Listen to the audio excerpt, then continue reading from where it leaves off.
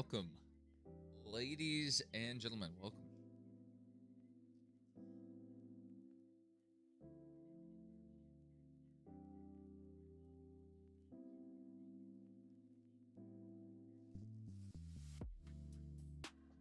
We're ready to go.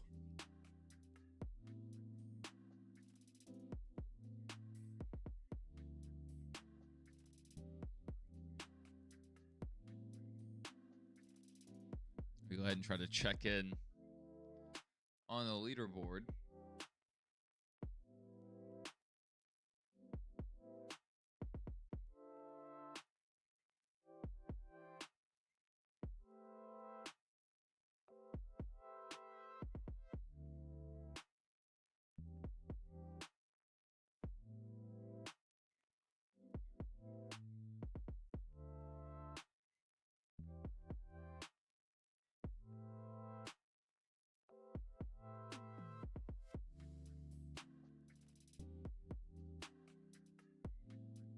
Let's look through our leaderboard here.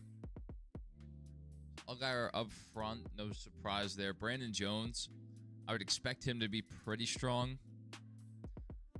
He looked really good at Kansas. He was really confident there. Seems like their 1.5 package is pretty good.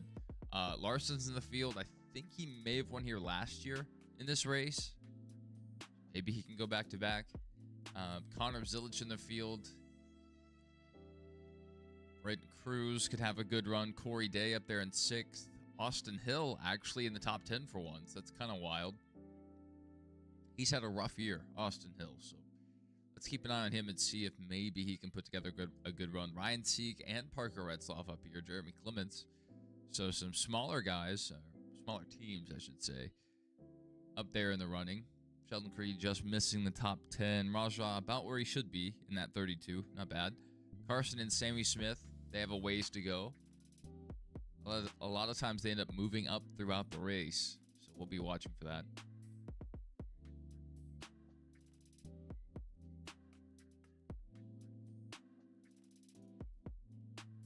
Dixie made a McGriddle casserole for breakfast this morning. It was good.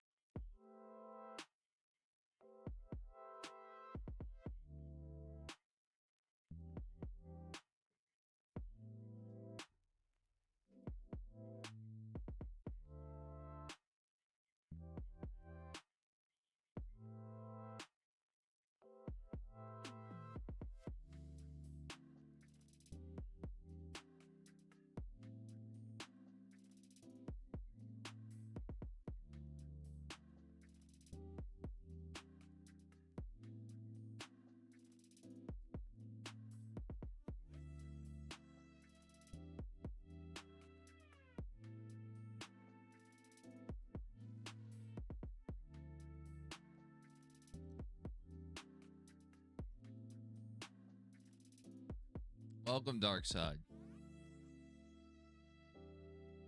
National Ride the Dente Day. I wish my stuff was out for delivery. I have a package that I paid 1 day shipping for. One day shipping. I order it, I get it the next day. It's been like 15 days now. I don't think I'm going to get the package.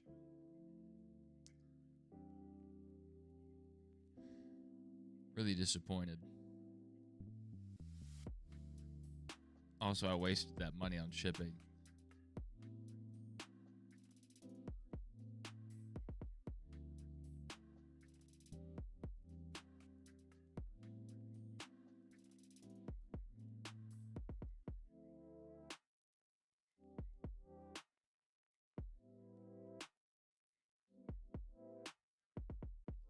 Am I going to go live for the Archie East race? I would like to, but I probably won't.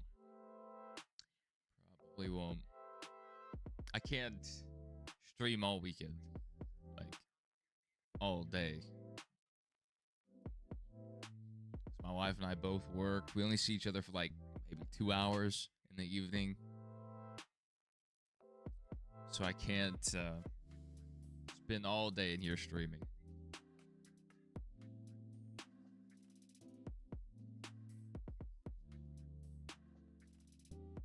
I considered going to that race.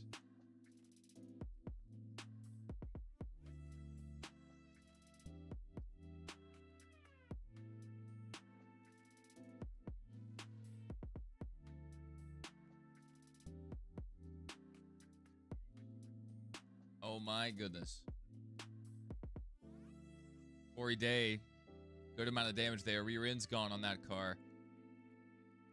Looks like he got the most damage. The guys who went sideways in front of the field. So we're on a caution, by the way. The guys who actually went around in front of the field didn't get much damage, if any at all. And Corey Day, the guy who continued, still out there. His spoiler's fallen off. I don't know what just happened there.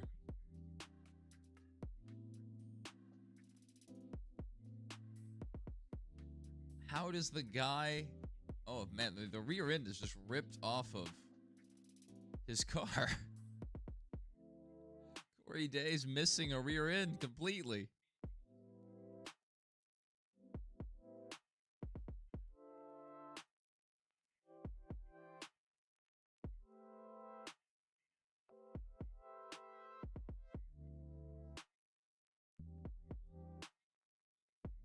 This is weird.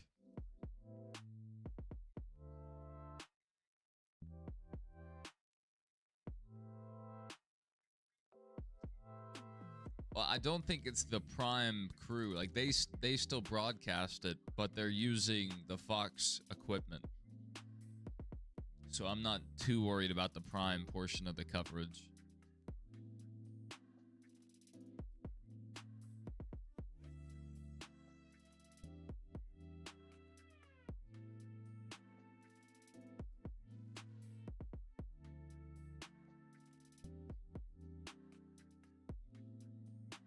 Wow, Corey Day just went too high. You can't do that in 1 and 2. That's extremely obvious.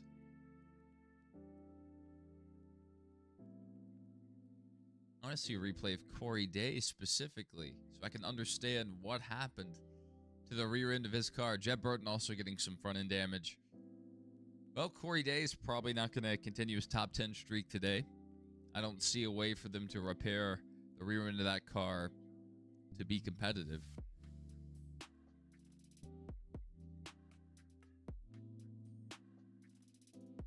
They might be able to fix it and give him a little extra downforce.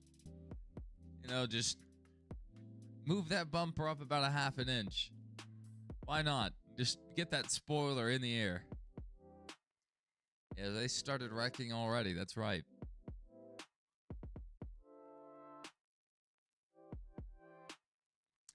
It's just like me on Project Cars, just getting loose in 1 and 2 and wrecking out of 2.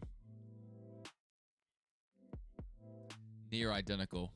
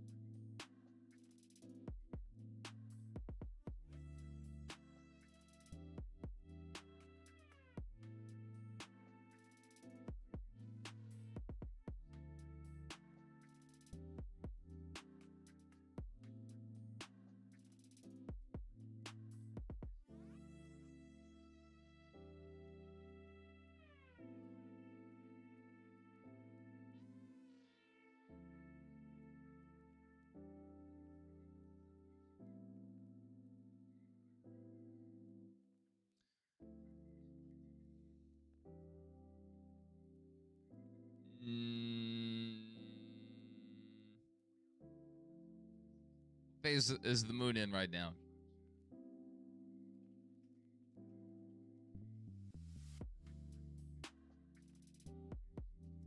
It's in a 1 in gibbous today. All right, so we can't shoot down. I think they said it was a waxing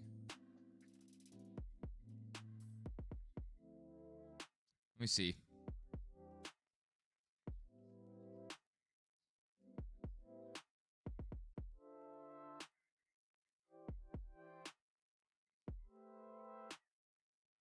Yes, Waxing Crescent, maybe? I thought they said Waxing Crescent.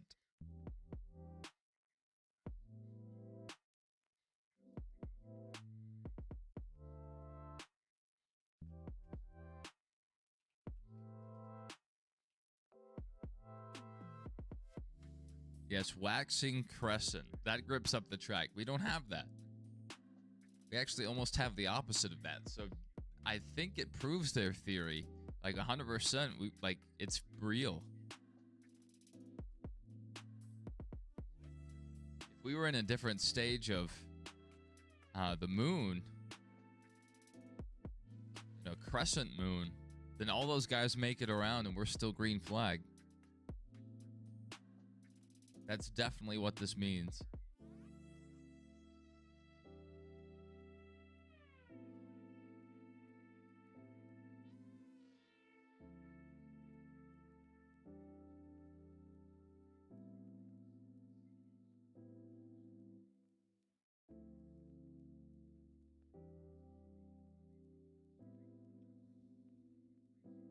We already have a replay.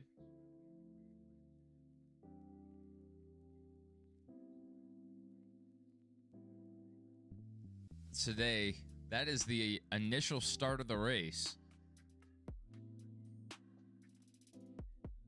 Lap 1, turn 1.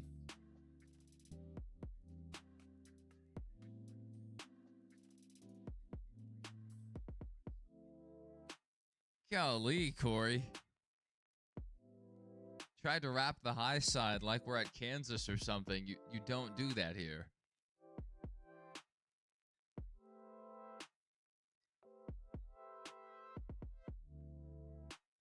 I think Austin Dillon may have also run over some debris from Corey Day's car.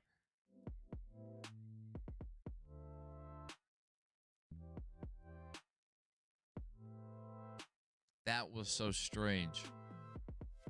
I don't think I've seen a car fall apart like that from a little tank slap. That is wild. That's not gonna happen. I'll tell you that. Maybe when my channel makes 100 times more and we start pulling his numbers, then sure. But I make like $1 off of these streams. So if we do 15 streams a month, we might get $25.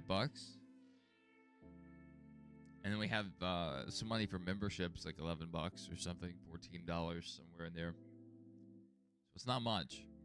That's not going to pay for a sponsorship.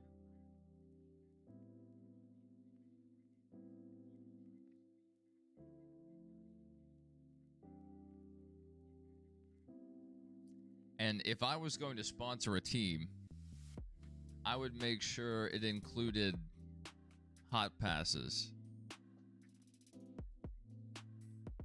I want to sit on the box and get the garage access.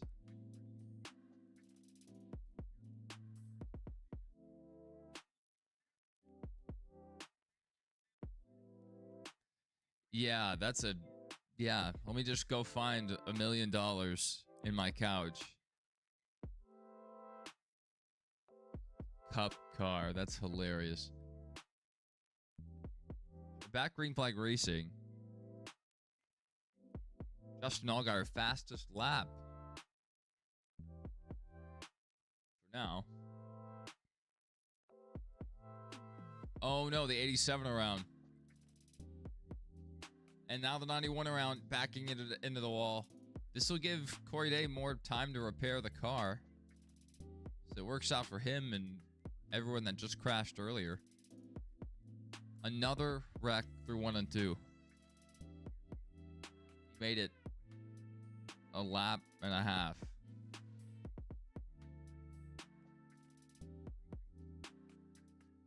That's rough. Needed to go grab Austin's number.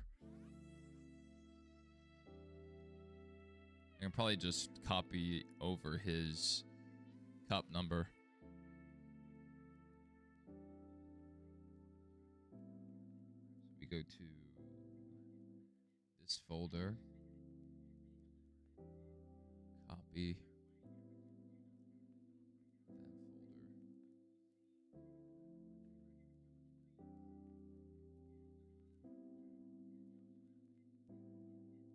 There it is. Good as new. Yeah, see, we're at the opposite, basically, of a waxing crescent or a waning gibbous. So there's just no grip on the track. Either that or, you know, turns 1 and 2 in Texas just suck. There's so much bank, you can see it in the wall of the track. Up until the exit of 4, pace car almost crashed. Up until the exit of 4, it's pretty consistent banking. You know, it's still not great up top, but pretty consistent. And then the track just slopes down, but the turn is still continuing. So it flattens out. The cars unload on corner exit. That's just a weird recipe there. See, Austin Green, Mason Maggio involved in that last accident. Oh, Corey Day is out of the race. They called it a day. Corey Day with a DNF. Wow. I thought he would get back out here and eventually run, but they have him flagged as out of the race.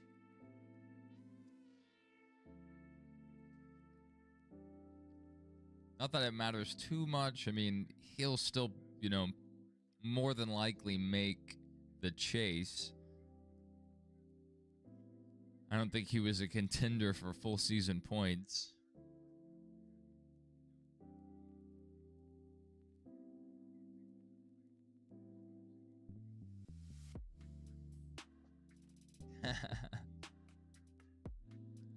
If I lived closer, I would 1000% do that.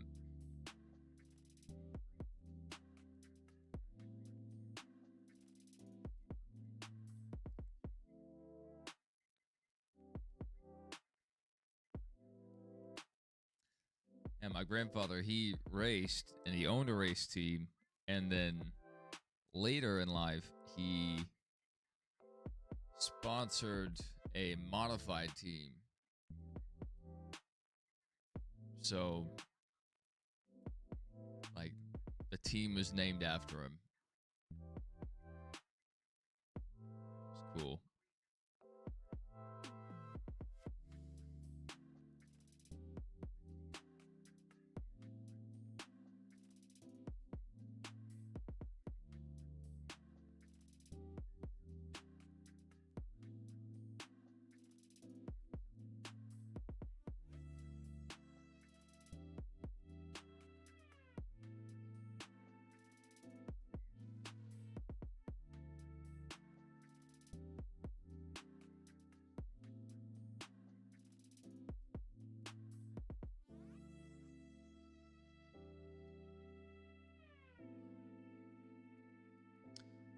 Let's see if we get a replay of this last caution.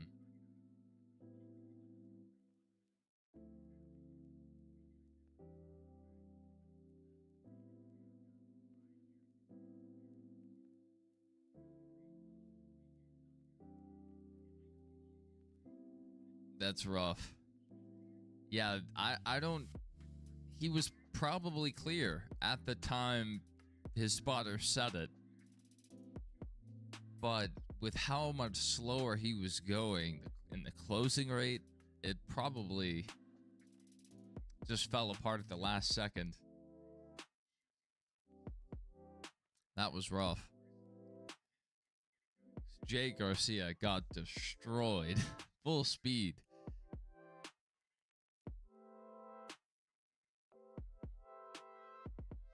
Taylor Ray not happy with Carson Quaffle. How about that?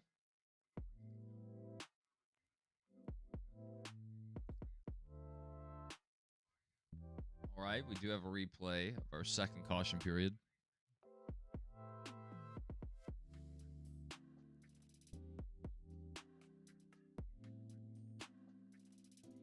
So we just made it 2 laps in this run. And he barely got Mason Maggio, but takes the rear bumper off. I still don't know how Corey Day's car exploded like that. Did they, like, forget to weld the rear bumper on? I mean, that thing just came apart from a tank slap. Like, this is a composite body car. Not as tough as the Gen 7, but pretty tough. And the rear end just came apart with a tank slap. It's just so weird. We see guys tank slap all the time, and they don't even get any damage. Corey Day's out, so I wonder if it was just the rear bumper that kept them out of the race, or if there was steering damage. He hit pretty hard.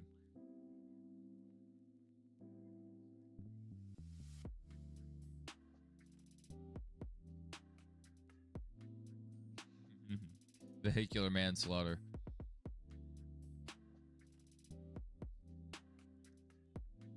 All right, all guy are back out front. Brandon Jones clear for second. Larson now trying to get by on the inside for third.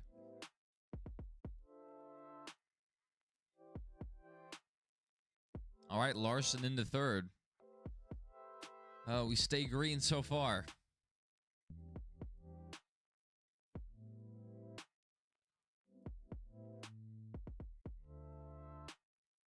These guys saw the truck race and saw how much grip the track had. Went out there and there wasn't any grip.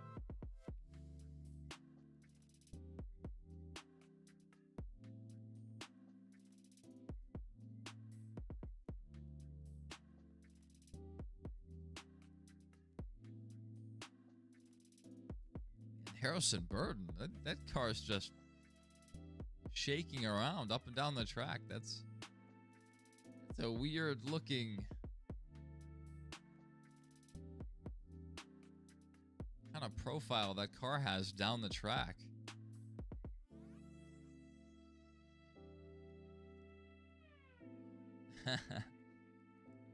Some people don't like Discord. King and I have a buddy who does not like Discord at all.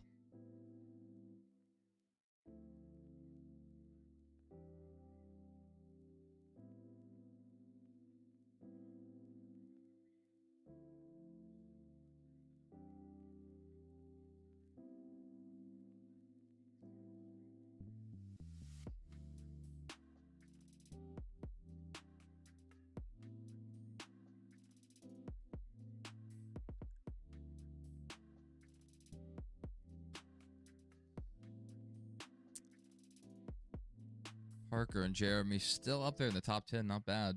Alfredo just outside the top 10. Dylan's been moving up. Austin Hill's lost a position. Sam Mayer's moved up a few positions.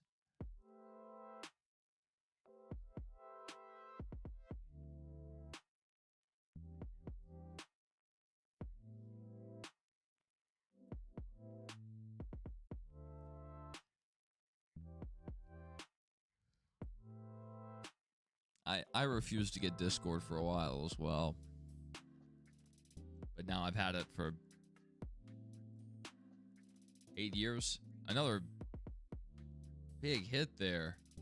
2 cars. Oh, and the 42 is destroyed. Austin Green, front end's really damaged. Another caution. 3rd caution of the day. This is extremely weird so far compared to the truck race we had last night, which was really good, really clean, aside from a couple incidents.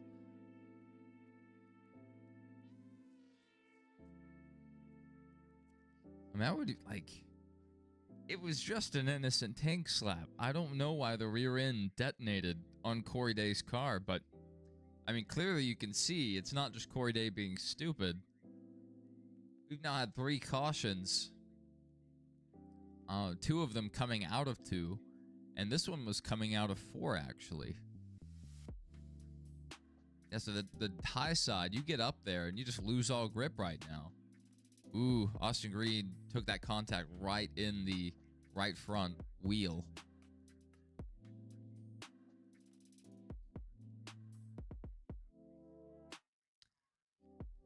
I don't know how much hotter it would be.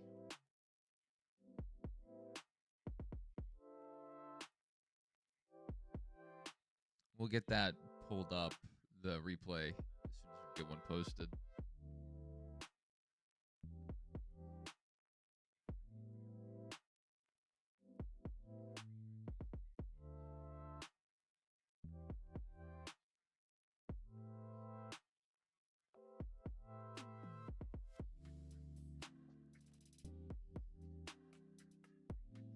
This is what happened under the last caution period.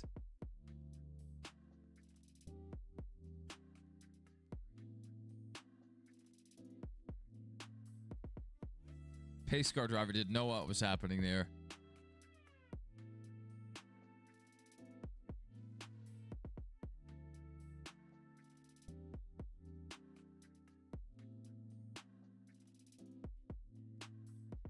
Good thing he was in a Corvette this week and not in a pace truck with huge blind spots. May have just run over him.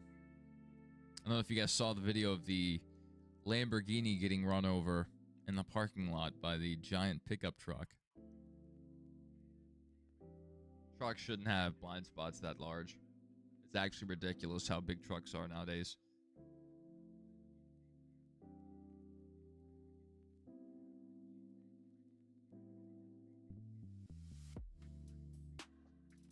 Oh, Alex Zanardi, 59. That's not like super young, but that's not the age, you know, most people die at. That's a shame. I don't like to see anyone go that early.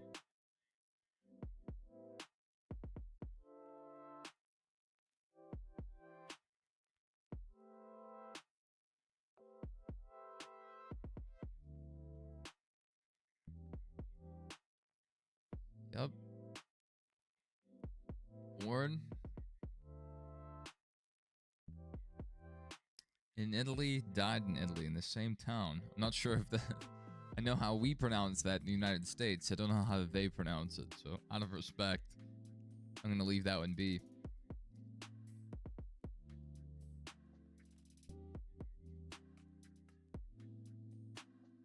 Man.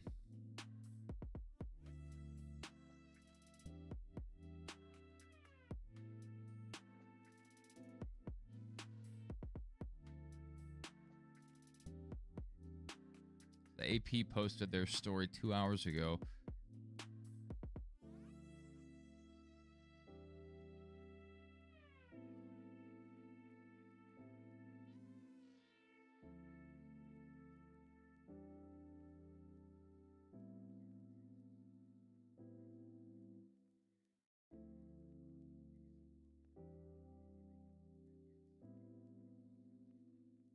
That's rough. He lived a rough life and made the most of it.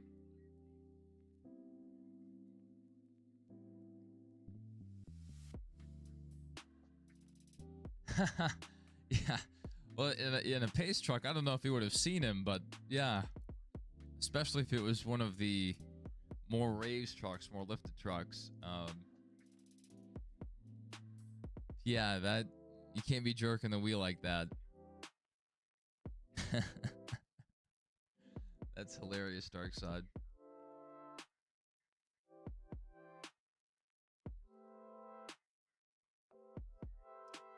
Yeah, that's what Christian was just saying.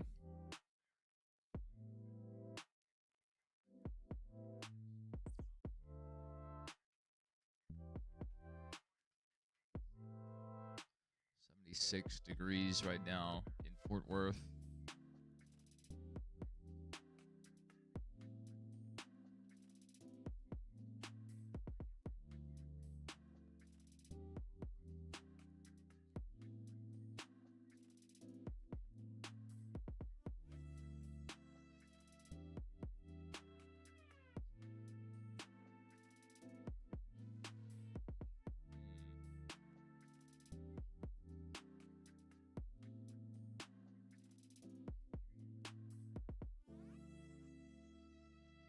lucky this race is running as scheduled.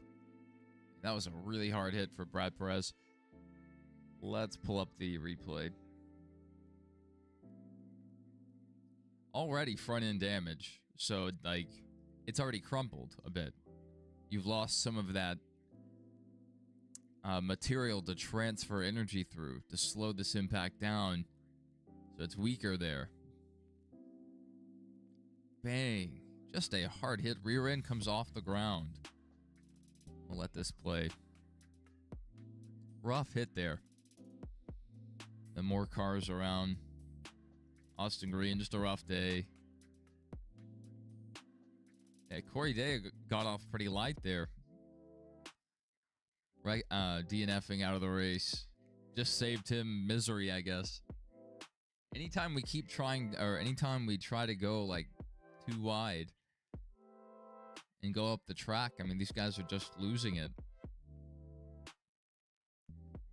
A lot less grip than the track had last night. Last night they were making moves I was shocked by, genuinely shocked by, because for years there was about 1.5 lanes. Now there's like solidly 2 lanes. Inside still preferred if you have a good handling car. And then you can run the outside lane, not high side, outside lane, just outside the first groove. And you can get some good momentum down the front stretch. But by the time you get back to 1 and 2, you want to be in that inside groove right along the painted line. That's rough. That's interesting. These other guys have had their incidents coming off of 2. That's the problem corner. That's, a tighter exit. When they exit out of 4, they're going into a quad oval, so it's not as sharp of a turn. But that just proves, I guess, the whole track is slick. At least along the high side. I wonder how much of this may be caused by the PJ1 strip that was laid down years ago. Like potentially it trapped extra oils or something, and so it takes a while for it to actually be drivable. I'm not sure. I know it took years for that dark stain to kind of fade a bit. The IndyCar guys had a really hard time running here during the years NASCAR had applied that stuff. And now we don't race at Texas anymore in the IndyCar series. So that's disappointing.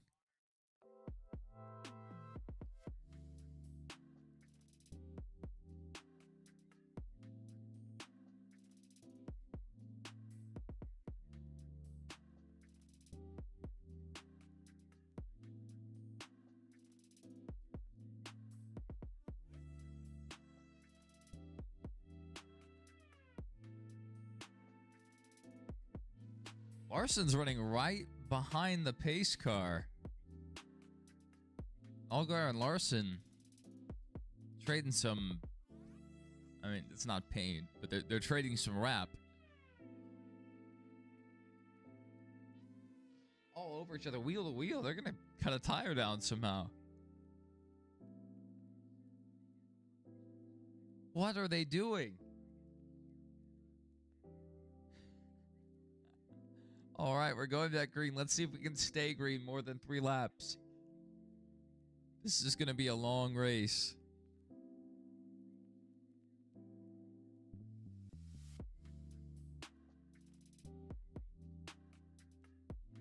All right, Larson able to clear for second again. 3 wide on exit. They're going to save it. Larson was not able to get off the corner very well. Larson back to third.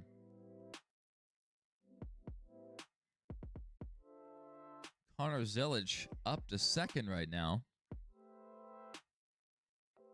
Brandon Jones back to 5th. Brent Cruz up the track there. He's going to hold on to it. Walked it up there a little bit.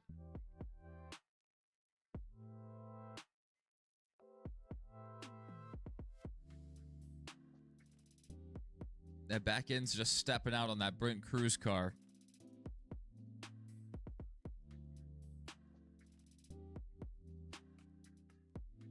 Oh, yeah. Oh, my goodness. This is a great camera angle from Sam Mayer's point of view, his in-car. You can really see how poorly handling Brent Cruz's car is.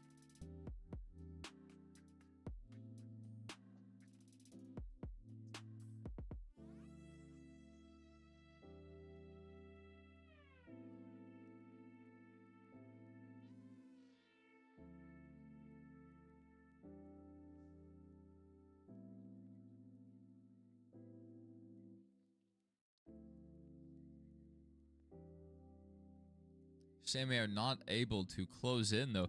Even with all the handling issues Brent Cruz is having, he's still running 6th. So not bad.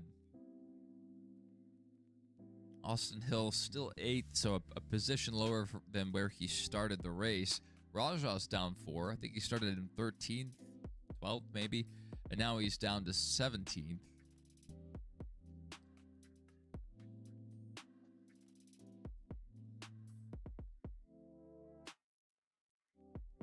Brad Perez rolled out of the race. I mean, with all that damage, I would assume so.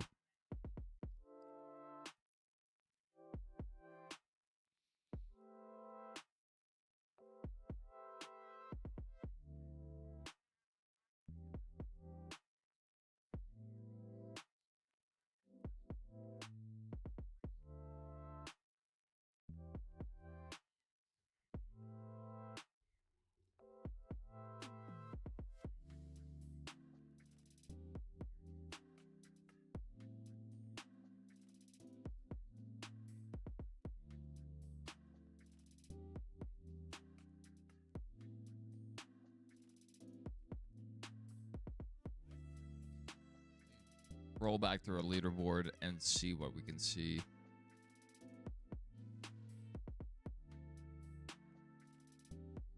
So Dylan up to 14th.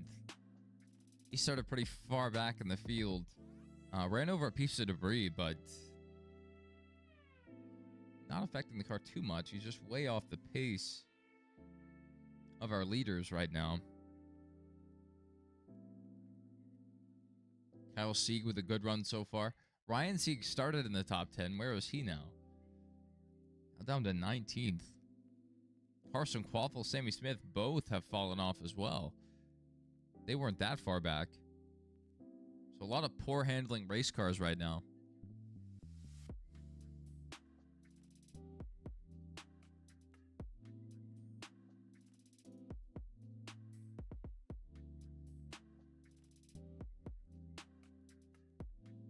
I think a cloud just moved in the wrong direction. My signal just started cutting out.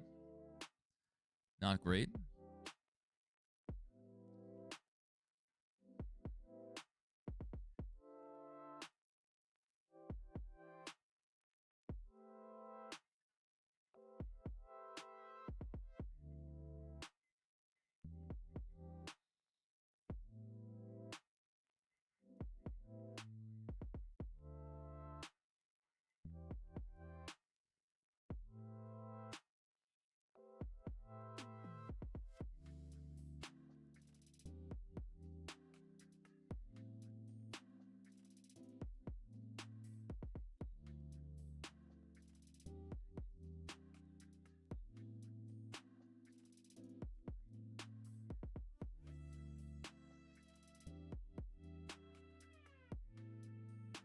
This is such an Allgaier kind of day so far. We'll see if he can hold on to it. And if, you know, guys like Zilich and Larson don't adapt and if the track doesn't come around. But Allgaier is so good at slick tracks, at tracks with, you know, low grip but high speed.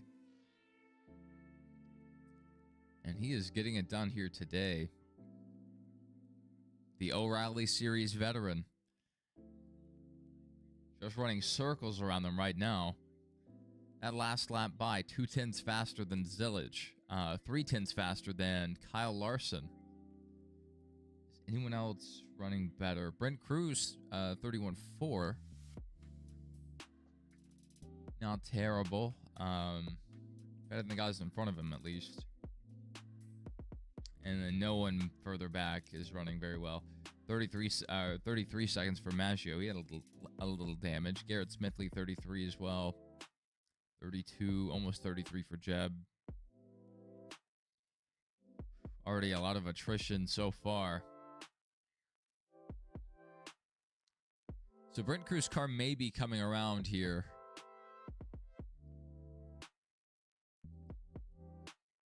It may start off loose, and over the course of the run, when the tires fade a bit more,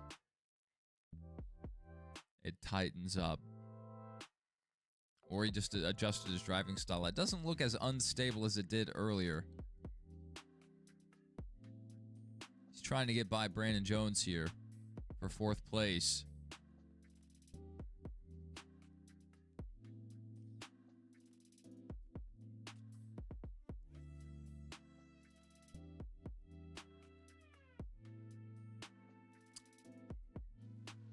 Yes, Allgaier definitely licked his tires. I've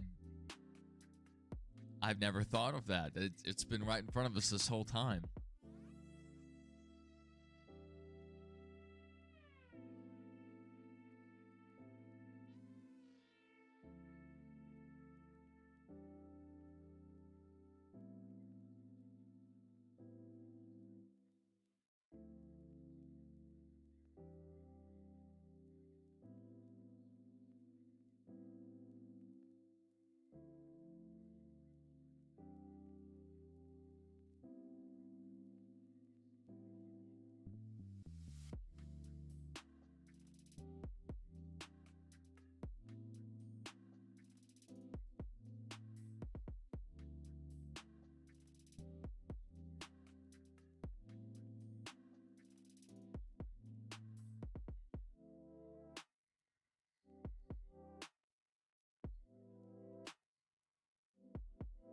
We have some good cars pretty far back in the pack.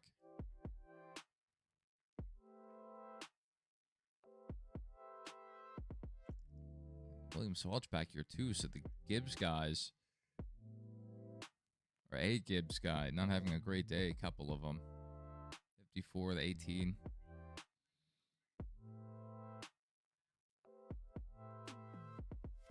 Carson Quaffle's trying to work on Rajah there, but just not able to get by. You can catch up to him.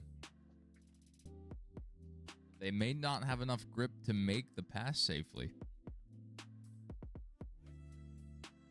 All right, Zilic just kept it pretty close. Allgaier that last time by a little slower than the 2nd and 3rd place cars.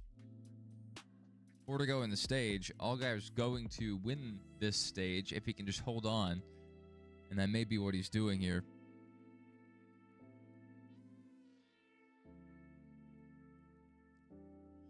All right, so a lot of times, many times this season, we've seen Justin come in, win the stage, and on pit road loses the lead, loses several spots, and it takes him the rest of the stage to get back up there, if not the rest of the race.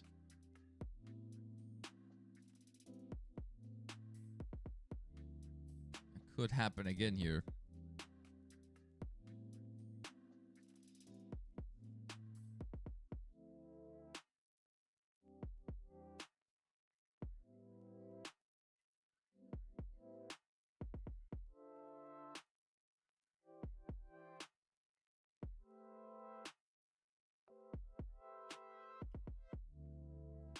They're giving a good shout out there to Kyle Sieg.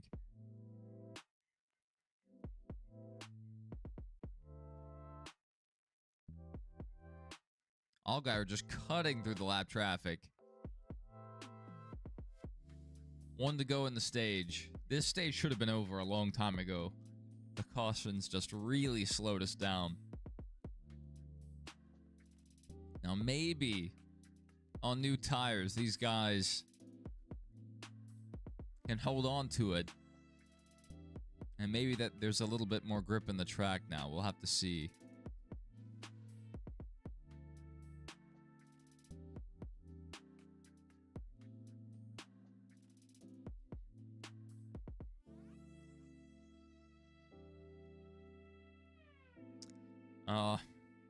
Yeah.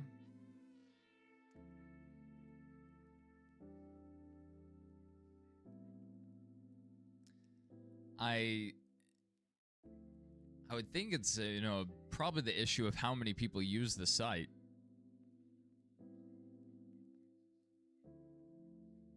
It's like if so many people hit your server, you can run out of resources. I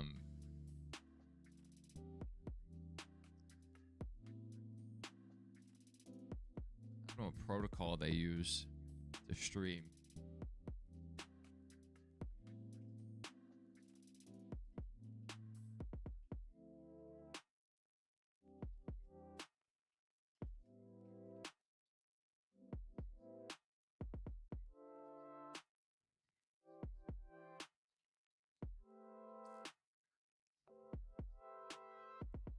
HTTP live streaming. That's potentially what they're using.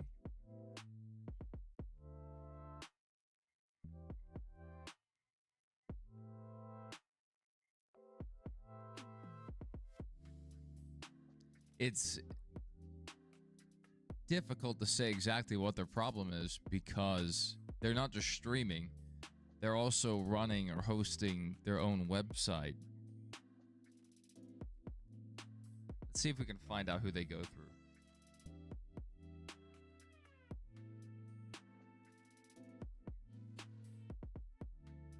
Go to the about.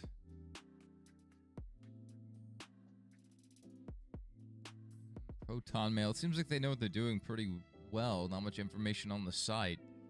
That's smart.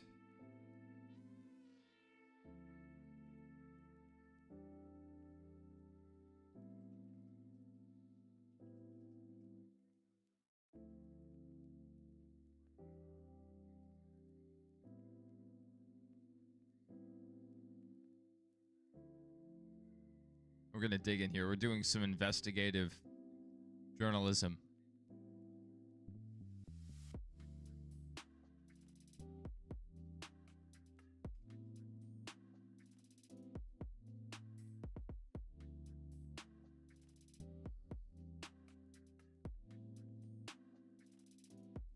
They use Cloudflare servers. Their registration expires about this time next year. So they have another year if they don't get a cease and desist. And it says they're in Charlestown, Kentucky. I think that's what that means.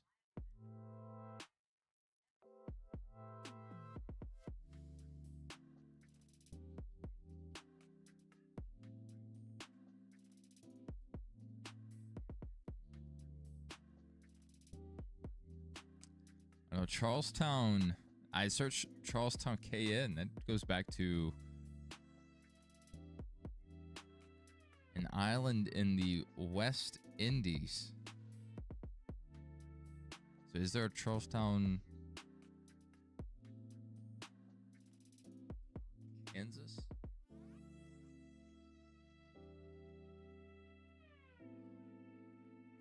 There's a Charleston. So that's a weird place to base your registration. I wonder if they did that on purpose.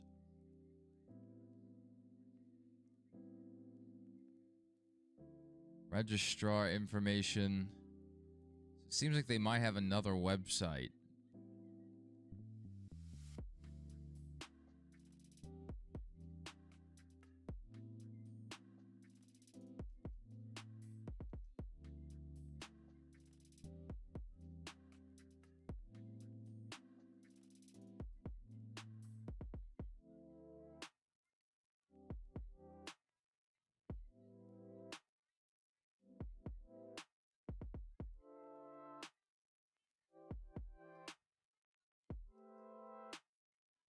they have a lot of their information blanked out, which is smart. So it seems like whoever does DD, they do good work covering their tracks. Proton Mail, their name, a lot of personal information is blocked out.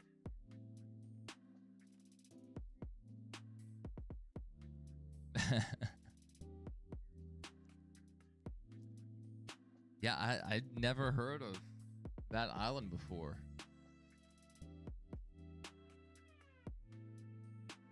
St. Kitts and Nevis.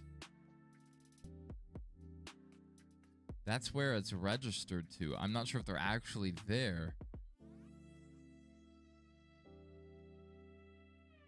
Is that... You know who? Is that his island?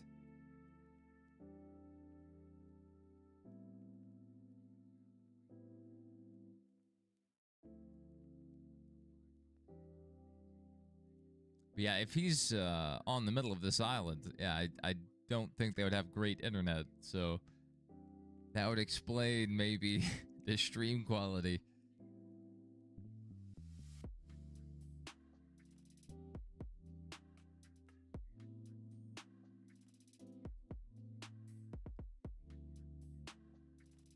They're honoring Alex Zanardi on the broadcast. That's nice.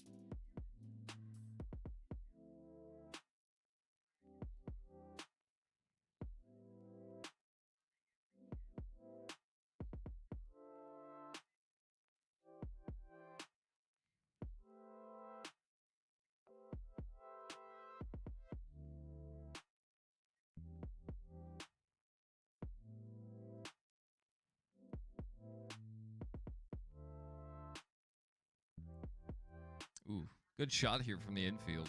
Get this replay up.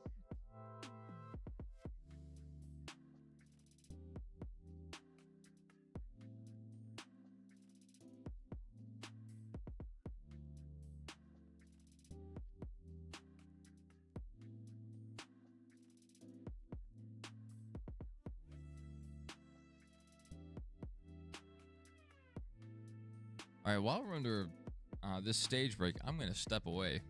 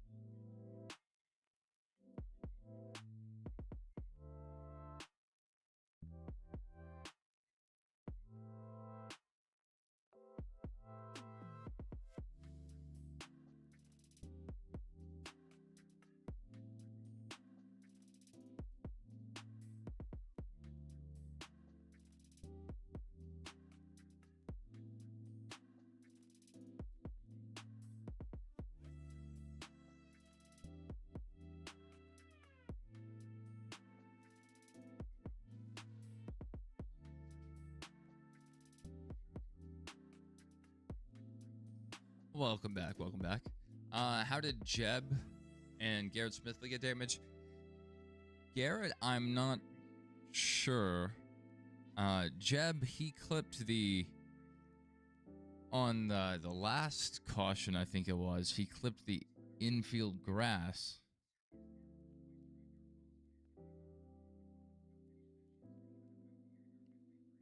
and I think it dug into those divots they were showing in the pre-race and ripped off the left front. At the bare minimum, caped it in. Yeah, if we can find the other angle of this.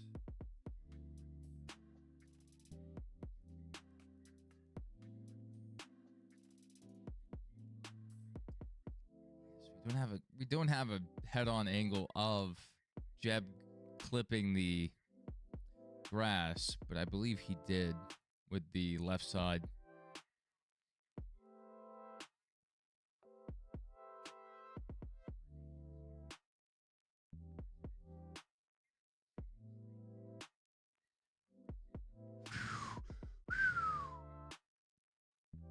And he got it turned backwards, so it didn't dig in with the splitter. Not bad. Not bad, LeVar. Not bad. You gonna get it back going? Yep. Not bad. Almost had it cleared. I mean, I just came back around on him. But thankfully, when he went into the grass, hit it backwards. Not bad. That worked out pretty well for him. Yeah, I mean, the stage break feels a lot worse considering all of the cautions we've had. They should do it like the competition caution. If we get a caution within 15 laps, or really in 10 laps, that's a good round number.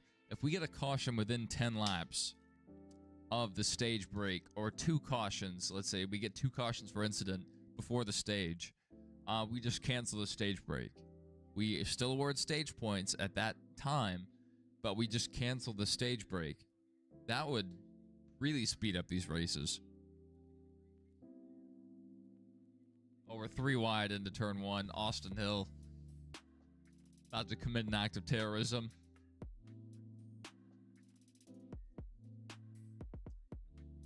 Larson to the inside of Zilich, going to have the preferred groove here going into 3 and 4. Really just around the whole track is that bottom line. Larson to the lead.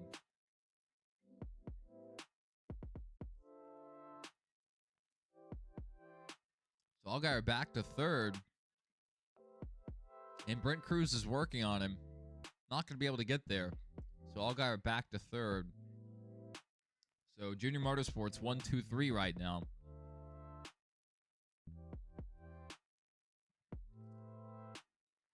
Yeah, there are ways they could do it. I've seen a lot of people complaining about it. I've noticed it. We're only 2 laps into this run, but we're on lap 11. So that doesn't really make much sense. I hair in my mouth.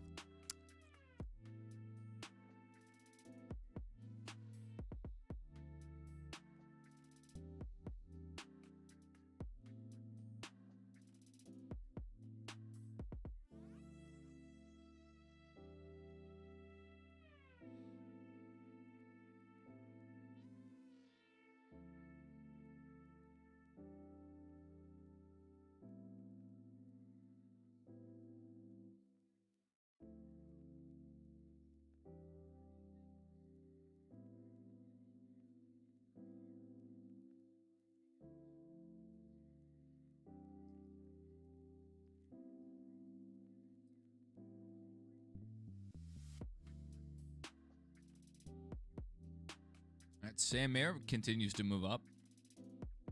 Challenging here. Working on Brandon Jones. 2 Gibbs guys in front of him. So with the lack of grip here they've had today, it's really hard to complete the pass. Even if you can catch them, it's just a whole nother level of difficulty to get by safely. Good run down the front stretch here for Sam Mayer. Gonna go to the bottom here. Really out of the throttle there. Wow. Burped it.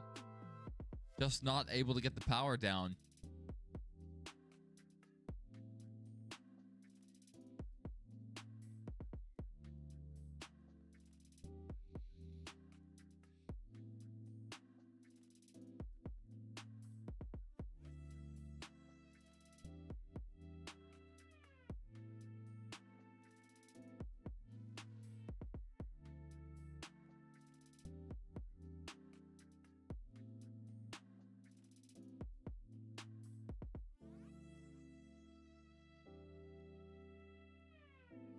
All right, Allgaier working on Larson here.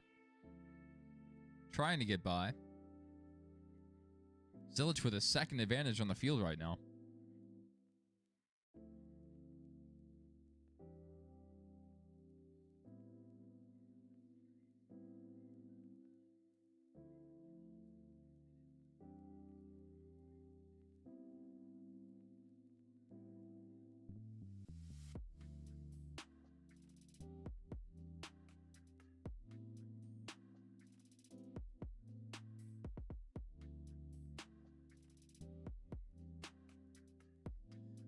All right, move Retzloff up to 6th. Not quite able to clear yet.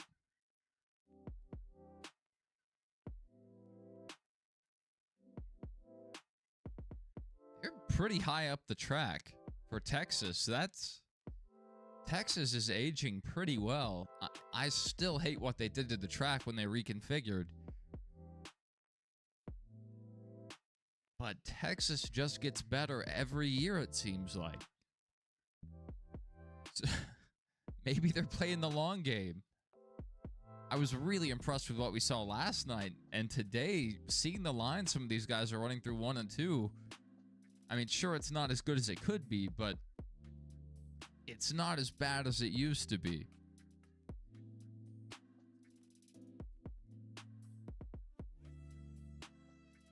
My goodness. So Allgaier got by Larson. Larson's about to lose 3rd place as well. Man, this took a turn.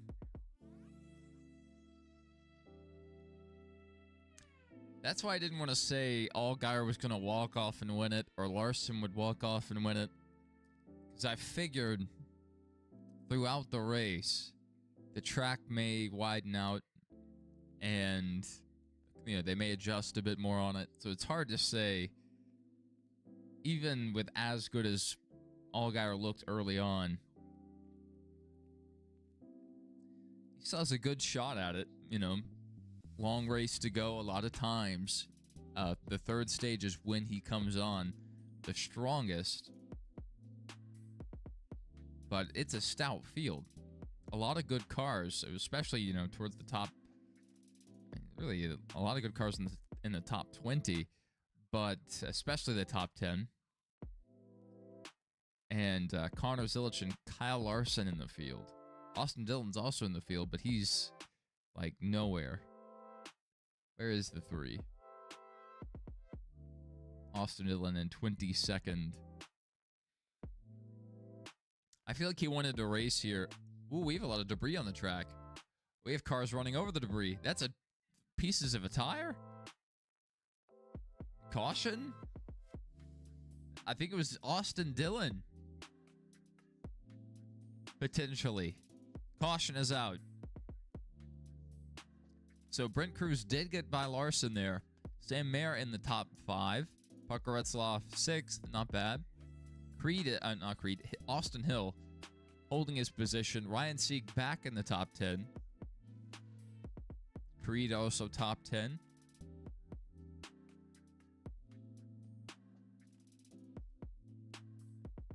When they can actually run, it's a fun race. That's rough. A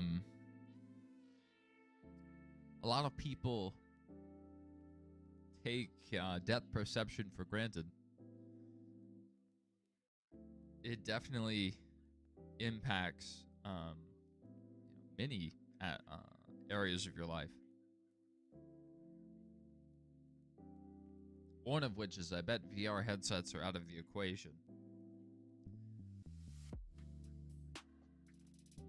But especially if you're into any kind of sports or maybe your job requires depth perception, but yeah, it's tough. My grandfather dealt with that same thing, Michael.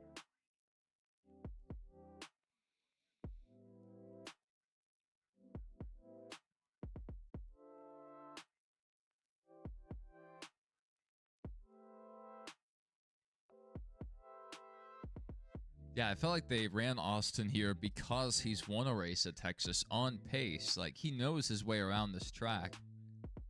The thing is, it's not a waxing crescent, so he doesn't have the grip he needs to get to the front.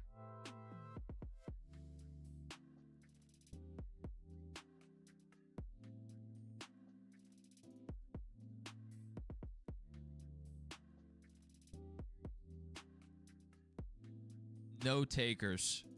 No takers for pit road. So we're not going to get a wave around. Who is the eligible people, or who are the eligible? David Starr might get his lap back, unless Balicki already got his. And then the rest of these guys, one lap down, they're going to be stuck a lap down because the field did not pit.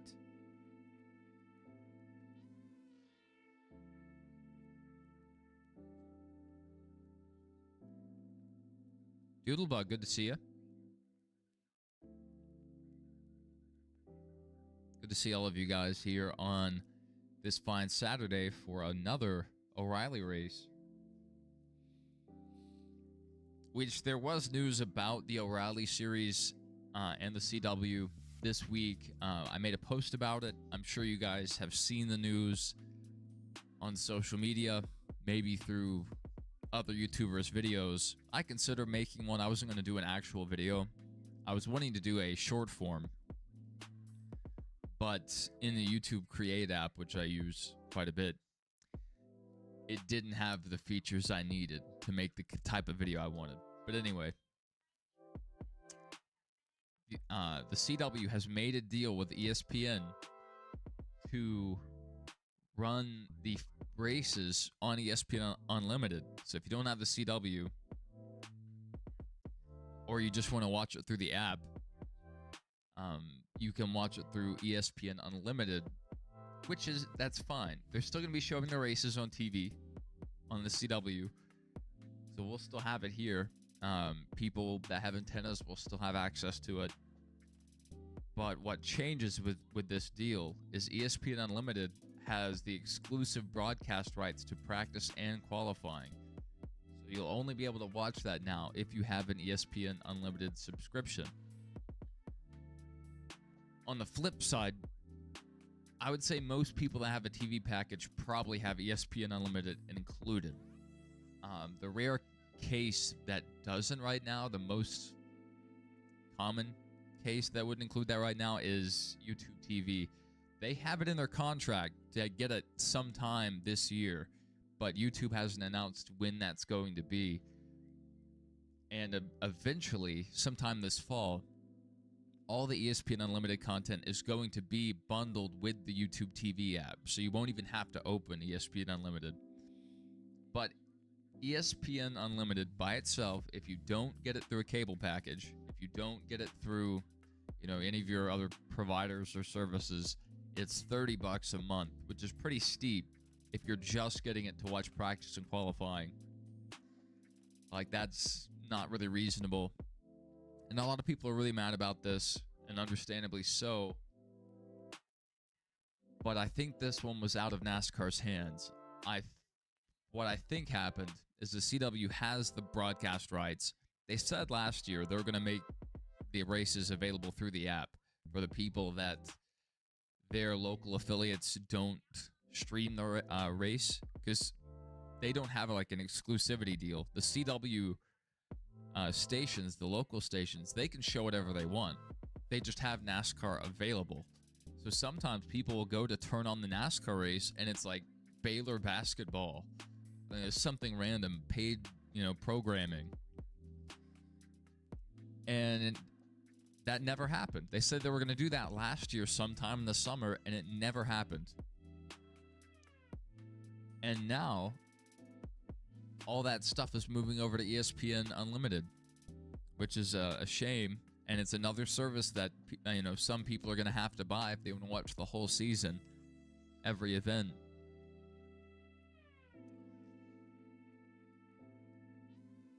But if you already watch football, if you are a WWE fan, then it's not a terrible deal. So what I think happened, I didn't quite cover this. The CW kind of sublet their broadcasting rights to ESPN for the online streaming portion. And got a pretty big bag for it. I'm not sure what the total was or if that's been announced. And it's just really odd to me ESPN Unlimited wants that coverage. And I think it's because the O'Reilly series has gotten such good ratings over the last couple of years. And so they want to grab some of that for themselves. But ESPN does not have a good track record with NASCAR. And they haven't since before 2000. They just don't cover the sport well. Their analysts don't understand the sport, know nothing about it. And so it's just a weird home for it. And I'm wondering, since they're hosting O'Reilly content now, are they going to talk more about it? Probably not. Allgaier. Oh my goodness. Oh my goodness, we're about to wreck. These guys are all over each other. But yeah, we'll get back to that under our next caution. We may talk about that a bit more. Michael says he has ESPN Unlimited through Hulu plus Live TV. Yeah, I mean, Hulu is a Disney company, a Disney brand now. So if any company was going to have access to ESPN Unlimited, I would expect Hulu to have that. But I know DirecTV has it. Xfinity might also have a deal. A lot of the major TV providers have deals in place. So if you already have a TV package, you're probably fine. You're not going to lose out on something. You won't have to get another subscription. But for a rare few, like YouTube TV, for right now, you will have to get the subscription. YouTube hasn't enabled the ESPN Unlimited content yet.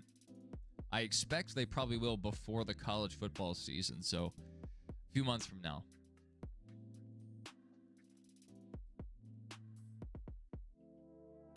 It's just really a shame because the CW is a free channel over the air. That's part of the reason why these races have been so popular lately, is how accessible they are, and they're making it a little harder, and they're putting previously free content behind a paywall now. So Zilic back out to the lead, 2.5 over Allgaier. Brent Cruz third. Brent Cruz was looking a bit rough earlier, but the way his car kind of got better throughout the run gave me a bit more hope.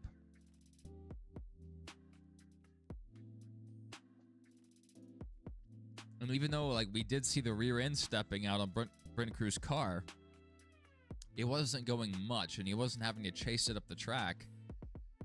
So that kind of can help him corner to a certain extent.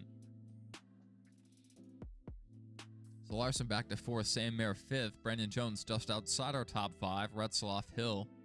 Hill's just been running in 8th pretty much all day. Started in 7th, back to 8th, and he's just held station there.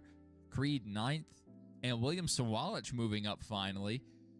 Earlier, he was 16th, 17th, and now he's up here running in our top 10. Sammy Smith and Carson Quaffle back from 20th and 21st. They're just outside the top 10.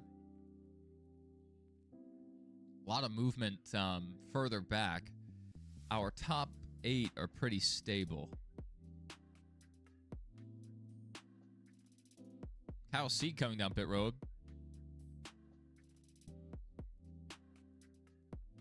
Maybe had a left side tire going down.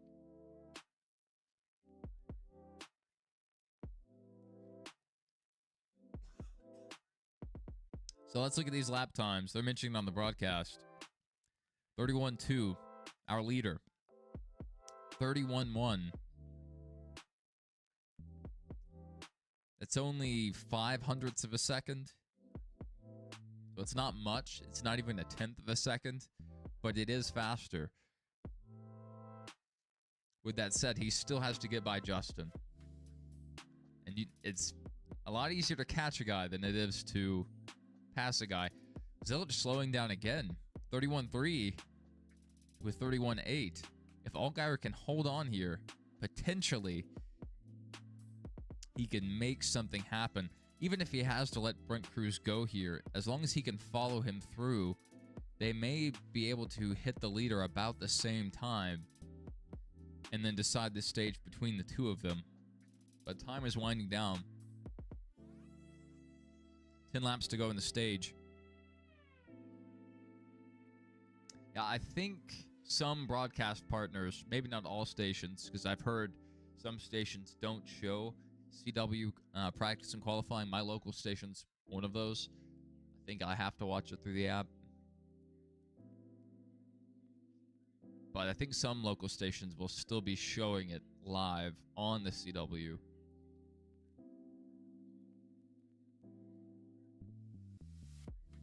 Arca East race just took a bad turn.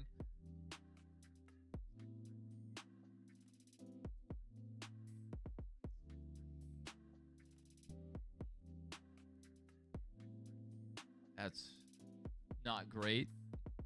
Those teams don't have a huge budget, so you hate to see a big failure like that.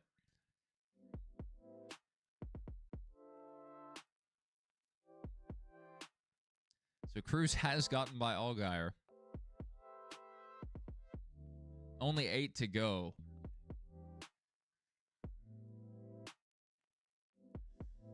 He has to run over 2/10s faster per lap and make the pass. That may be asking a bit too much. We'll see how much Zilich falls off here.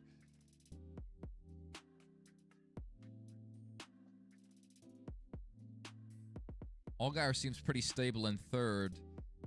Larson, Saint-Mary's close. Saint-Mary could make this pass. Brennan Jones, there is a bit of a gap back.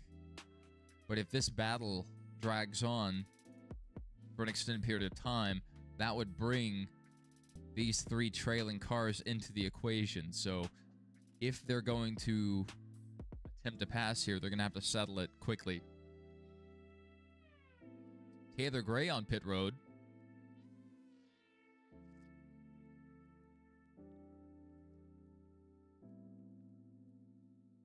It's weird. We've had a couple of tire issues here. Now, I remember last night, some of the guys early in the truck race were saying they were recording right fronts. But Austin Dillon's failure and Kyle Sieg's failure seem to be the left side tires. Could be a setup issue instead of a tire issue.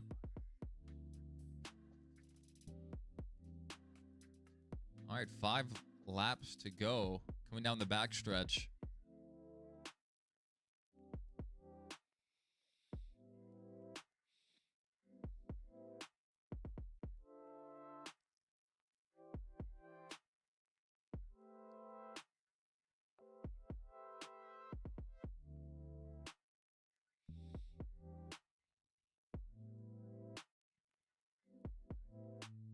All right, 4 laps to go. Brent Cruz 8.5 tenths back.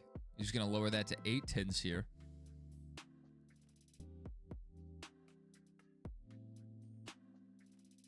Now under 8 tenths. He's closing in. I just don't know if he has the time.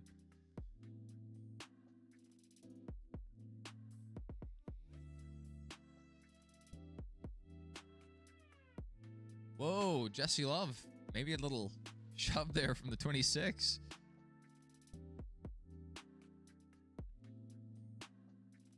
Jesse Love, he's been so strong this year. They just didn't show up all today. It's like they swapped Hill's car and Jesse Love's car today.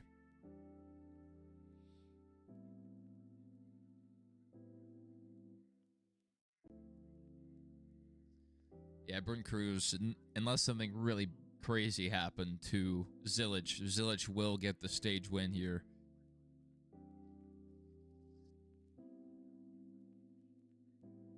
Rajah trying to also make the pass on Jesse Love. Continues to fall back. He's running the Samsara. I think that's a supplement company. Sponsorship. I have bought products from them before. which is the only reason I know that company. Man, into 3 and 4. Cruz is there. 2 tenths back, entering the corner.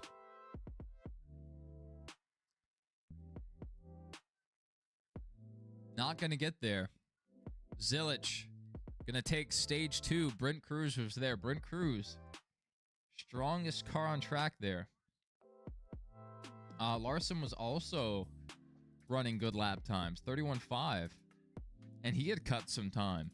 A lot of time to the leader. So I think part of that is Zilich was just really backing up. His car had faded late in that run.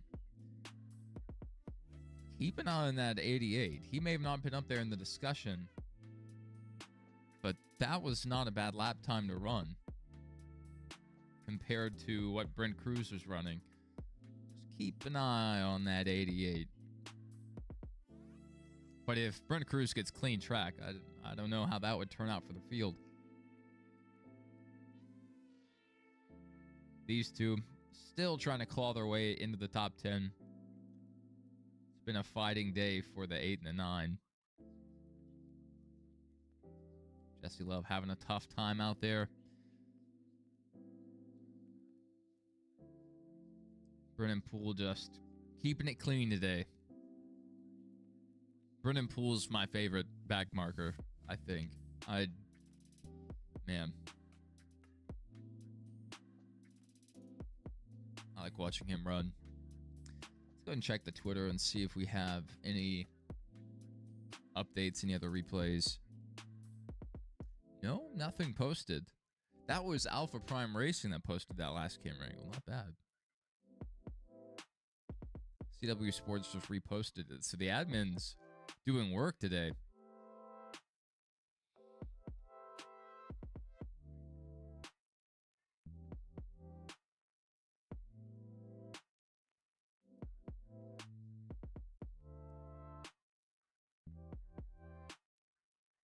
I'll see down 3 here. Joey Gase might be getting his lap back. And there's a couple guys that could take the wave around, but I don't think they will. I mean, you could gamble. I would say they probably need to come in and take tires. This has been such a tough race to run. And there's only a couple guys that'll still be on or 1 lap down, so they may be able to settle out between each other for the lucky dog if we get another caution, which at this rate we probably will.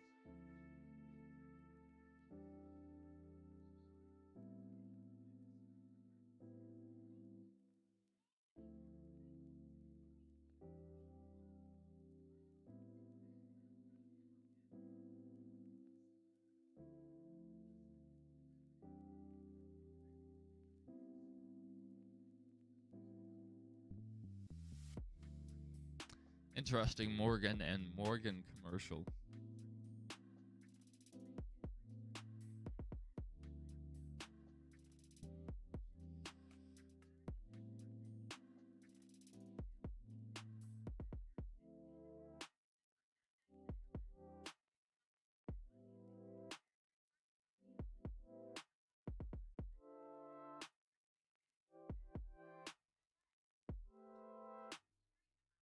Yeah, I was just focused on who they decided to cast in the commercial. Seems like they picked a very specific person for one of the roles.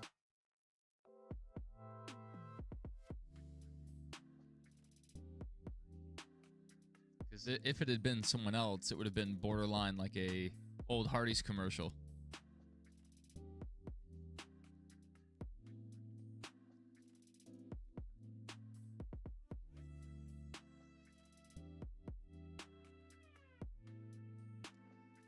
All right, let's see what happens on pit road here.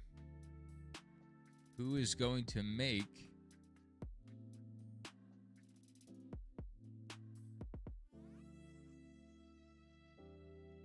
some ground up here, and who's going to maybe give away the lead? Let's see. This is not related to the race at all. But I don't know if you guys have seen this. The speed runs on Scientology. These are little people. I think that's what I'm supposed to say. That they just invade the Scientology building. That's what they've been doing. I've been seeing this the last few weeks. And it got so bad. The Scientology office there in LA removed the exterior door handles and put a or a bike lock over the door to like prevent people from getting in.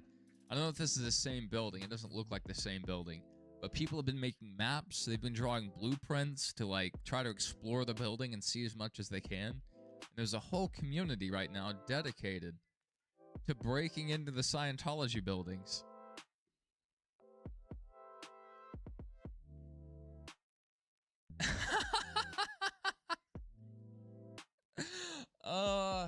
What is this?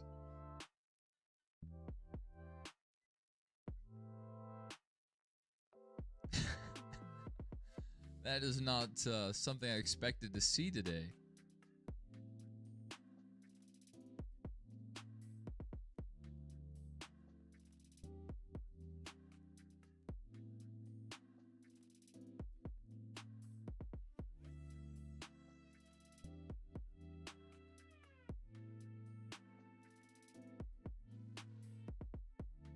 All right, let's go ahead and post a poll.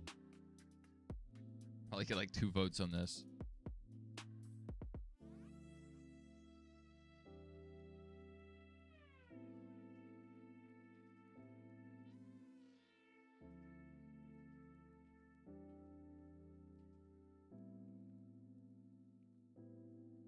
So, will a junior motorsports car win the race? That is our poll right now. Need to run some more polls tomorrow during the NASCAR race.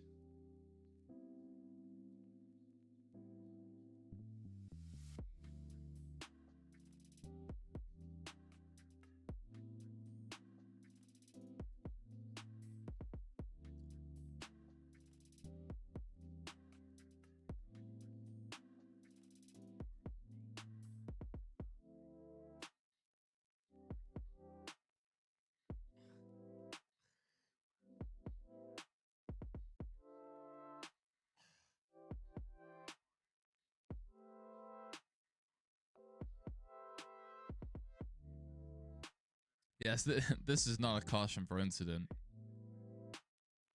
We are under the caution as of right now. Josh Balicki, 2nd place. Wow. That's crazy.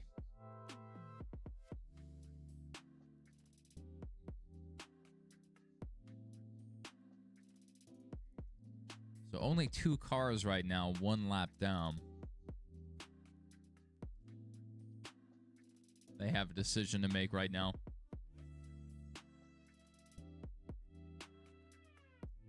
If you're the slower car, do you just go ahead and stay out? Because if you try to hope for a caution, wait for a caution, the furthest you're going to fall is 3 positions. That's not bad. And if the cautions fall at the correct time, then, and you're on the lead lap, then you may not even go down another lap.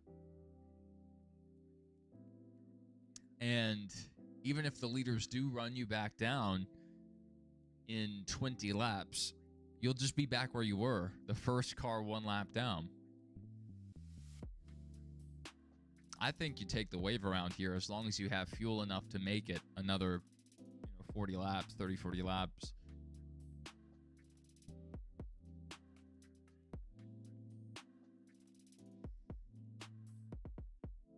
Or you can do the conservative thing and just say, okay, we're going to hope for a couple more cautions, and if they fall our way,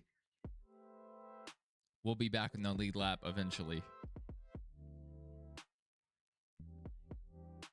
Oh, they have 3 guys marked. 1 lap down. We'll wait for this to update.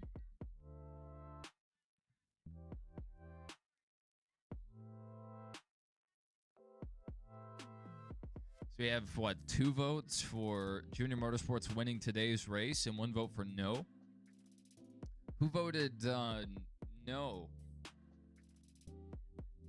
I'm not going to participate in the poll. Dude, I can't believe Spirit Airlines closed. I bought that watch, by the way. You voted no? It's it's 50-50. Either they will or they won't. But Brent Cruz is looking really strong. But Larson was also coming on there at the end. It's just unknown if Brent Cruz would have run faster times if he had gotten the lead.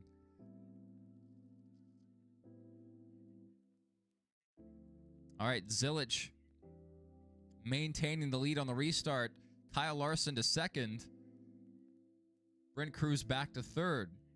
Allgaier fourth. Brandon Jones fifth. Austin Hill, as high as he's been today, 6th place.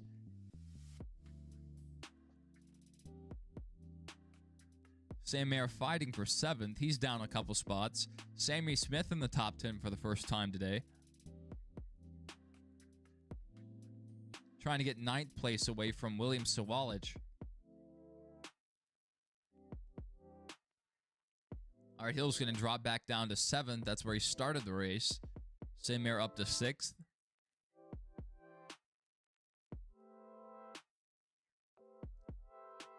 Little damage there to the left rear of Sawalich's car. Carson Quaffle trying to, make a move here. Running too wide in front of him. All right, Sammy Smith, he fired it off pretty deep into 3. He is going to clear Sawalich here, so move Sammy Smith into 9th. Our highest dash for cash car right now is Brent Cruz by a pretty safe margin. 100 laps to go, though. That's a long time.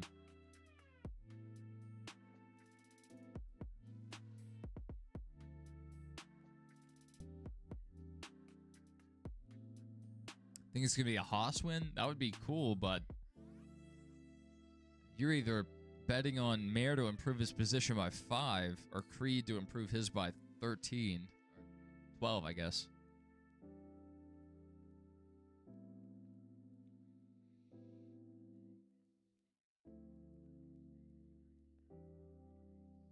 Oh, it looks like we have some clouds over the track.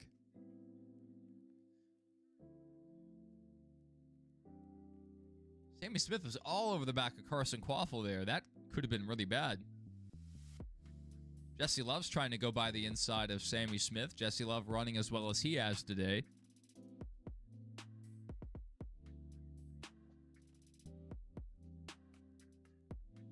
Jesse Love just outside our top 10 now. This is where we're used to seeing that 2 car up in the pack, not back around 20th. Brent Cruz is trying to work on Larson here. Probably going to pick him off here.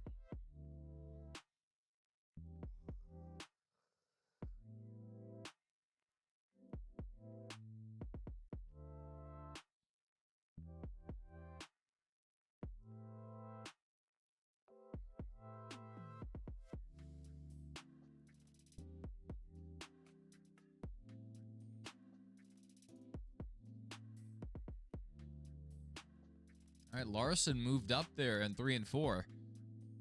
Let's see if he tries to run a similar high line in 1 and 2. Gonna follow him right in his tire tracks, even a little bit below. Zilich little arrow loose there. Larson drove right to his left rear and got Zilich a bit upset there. So Larson now low in 3 and 4.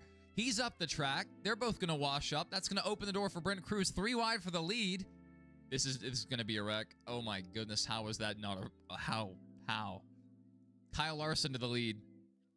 All 3 of them made contact there. And they stayed straight.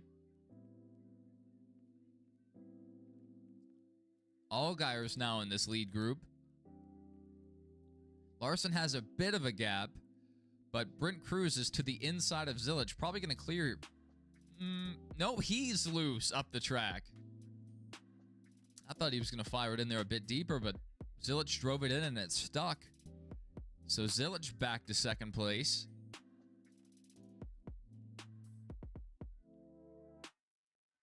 Brent Cruz got to his inside and just got loose.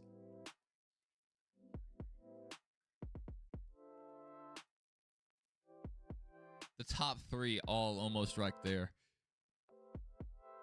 Oh my goodness.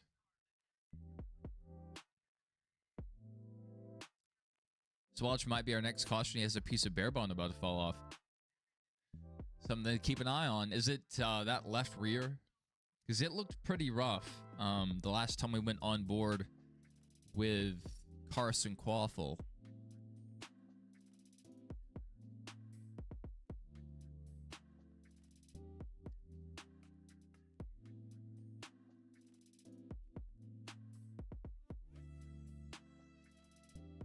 All right, Brent Cruz trying to mount another run, but Allgaier is right behind Brent Cruz.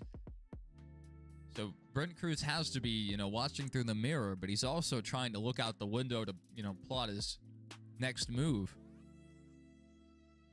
Allgaier diving to the inside of Brent Cruz.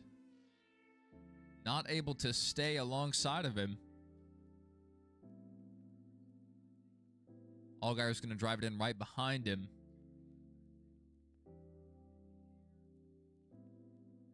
So Larson has a 1.5 seconds advantage right now. But what will these cars do? How will they respond if we get a long run here?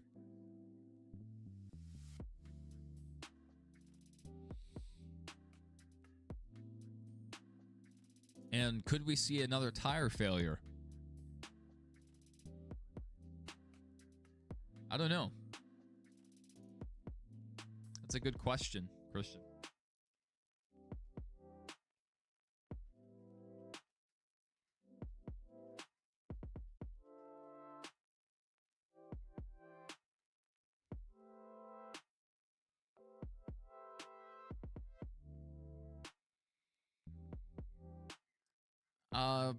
Probably Zilich.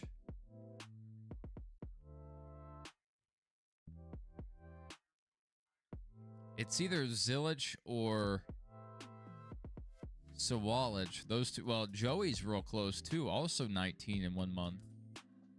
So it's between Zilich, Sawalich, and Logano. Seems like they were all 18 to 19 when they did it. Zilich may have been 19 by the time he did it.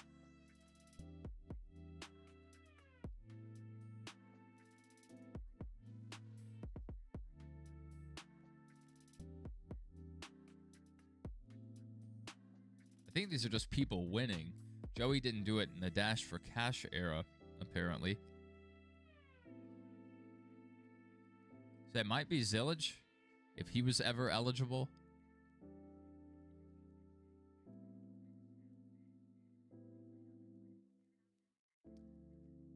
NASCAR doesn't have a database of Dash for Cash winners, so that's hard to find.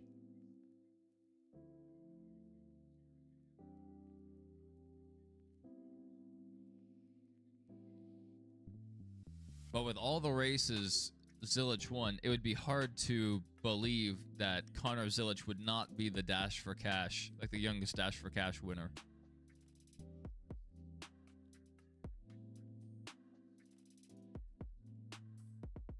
All right, Brent Cruz did get by Zilich, and Allgaier's now gotten by Zilich. Zilich back to fourth.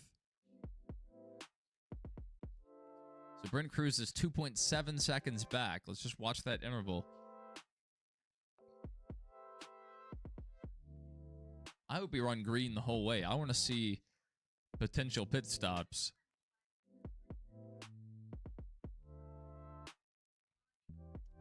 See what happens on pit road. Cruz has already cut that gap by 1/10. Cruz is coming, but can Zilich follow him to the lead? Allgaier is almost a second back from Brent Cruz.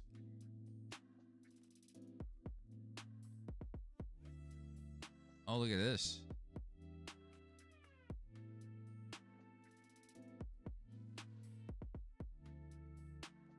look at this.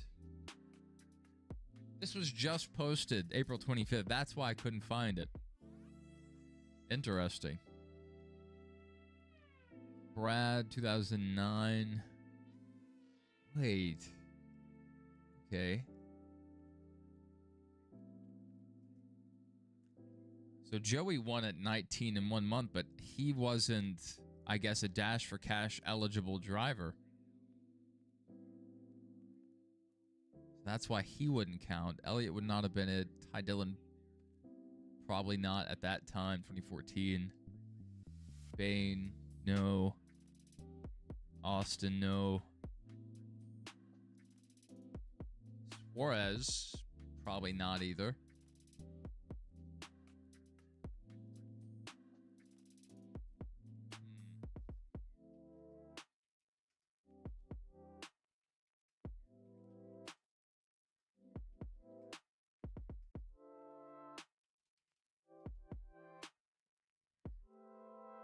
Eric Jones was 20 when he won a Dash for Cash race, so probably not him.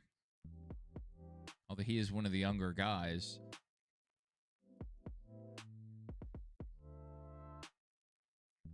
Byron was probably pretty young.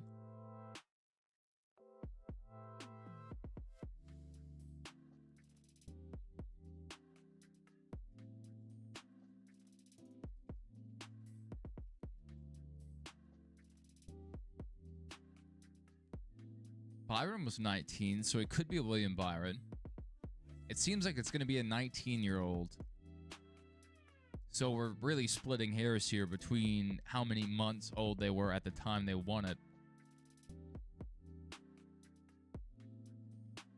Now we're getting really into the modern era. A lot of Noah Gragson Dash for Cash wins. Sam Mayer in 2022.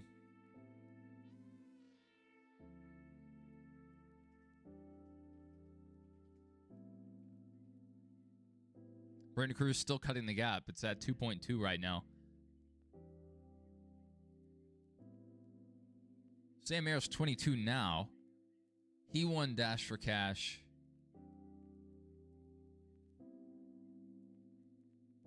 April 2nd, 2022.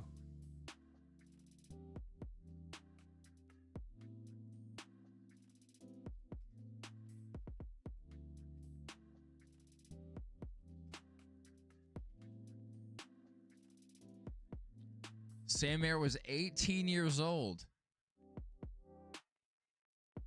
I think that's our answer. I think Sam Mayer is our youngest Dash for Cash winner. I think we figured it out. Not Ryan Sieg for sure. Austin Hill, Sammy Smith.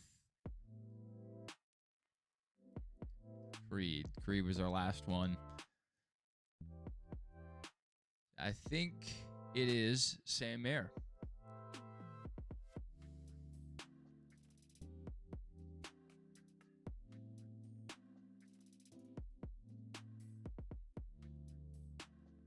Good find with that link. That was super useful.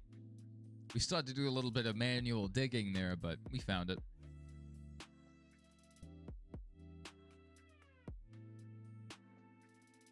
At least I think we found it.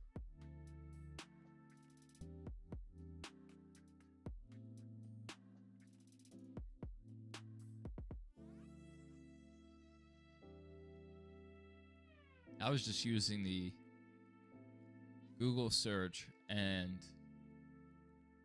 it didn't find any database of Dash for Cash winners, but I didn't search that exactly.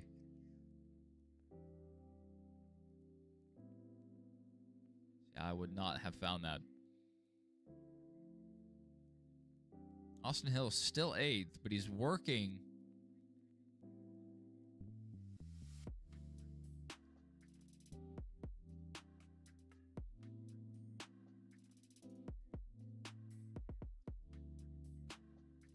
Working on Sam Mayer there. Parker Retzloff's moved into the top 5. Connor Zilic back to 6th. He's really fallen off this stage. And the gap back to Brent Cruz from Kyle Larson is now 3 seconds. It's actually stretched out. So Brent Cruz is not running our leader down. And Allgaier was about a second and a half back from second place.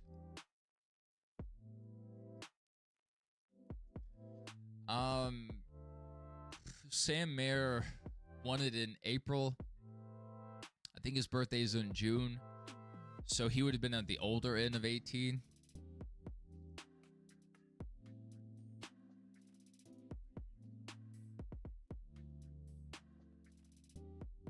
That's just a couple months. So he's like probably 18 and 10 months or something.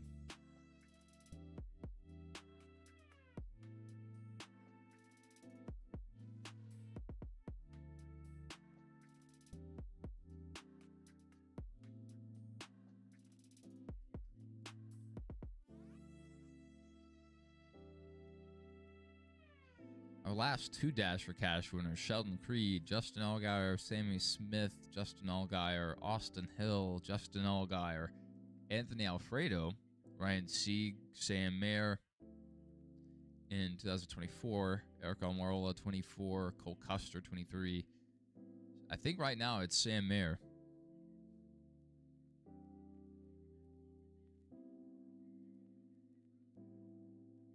Man, that was a wild period of time back when AJ Allmendinger was winning a lot of races in the O'Reilly Series at the time, Xfinity.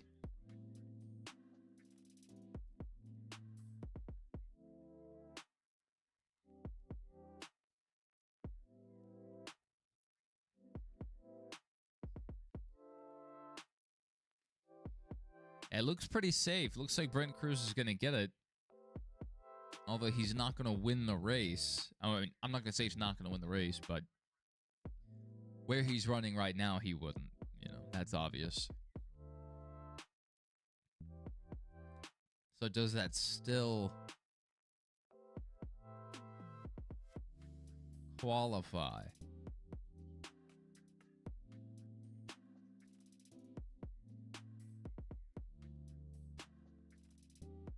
It's interesting that some of the guys won the race, got their picture in victory lane, and other guys were just handed the giant check and had a picture taken somewhere in the infield.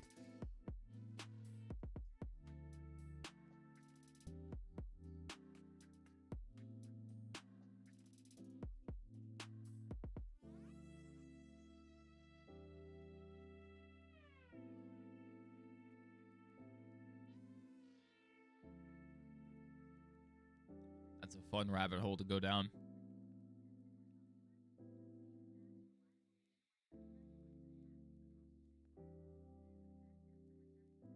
Yeah, I don't think Sammy Smith is going to get there. He's been backing up.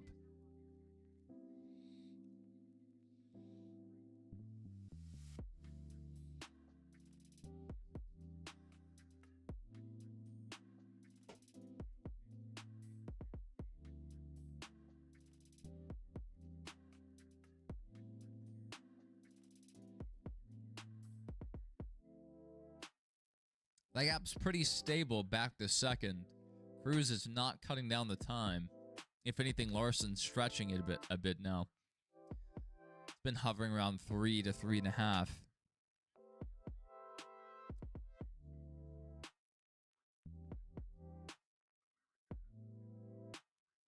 Allgaier is still about a second back from Brent Cruz.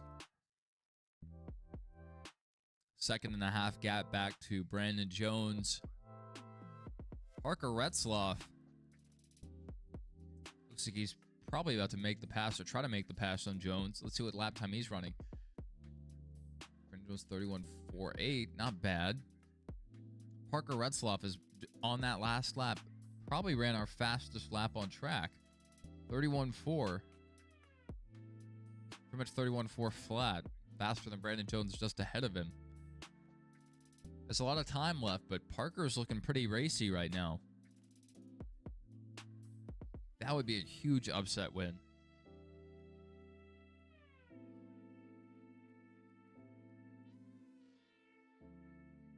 Zilich continues to fall.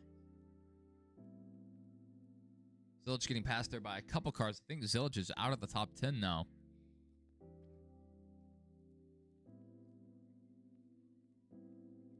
Rajan needs to pick up some speed here. He needs to aim for at least 15th.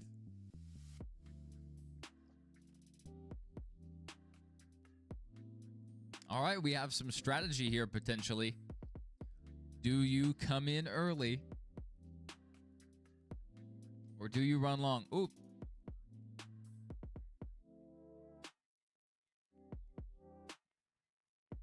Zillage right front down, coming down pit road right now.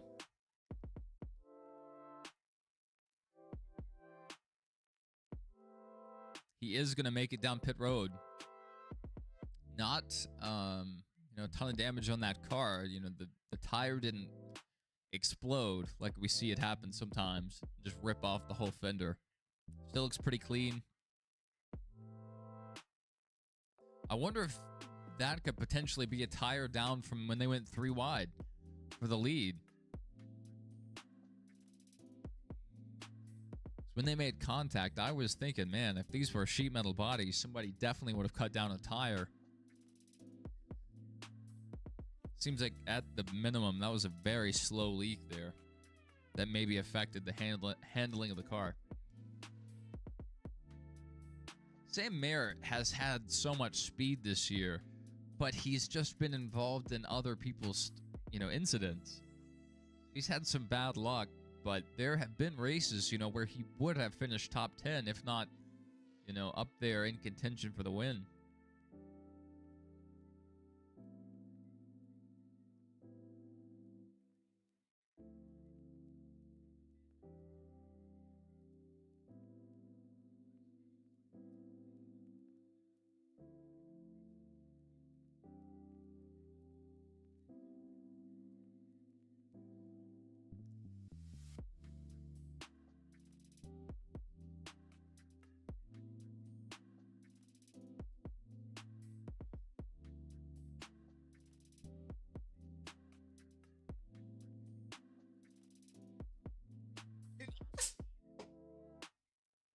Sneeze.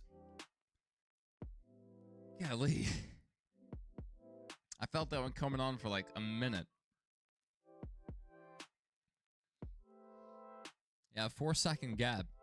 Back to Cruz. Allgaier's held at 4.4, so he's running similar lap times to the leader. Just kind of holding station. Cruz is falling back a bit. So will Allgaier be able to make a clean pass? Or will they hold, will both of them get held up here? I have to see.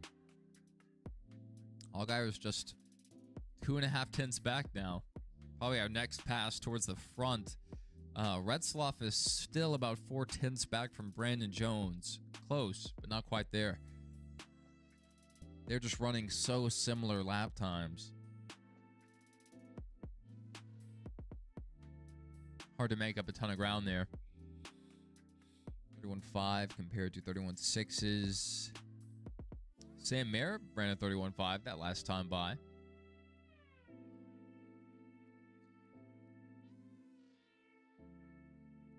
Carson Quaffle on pit road.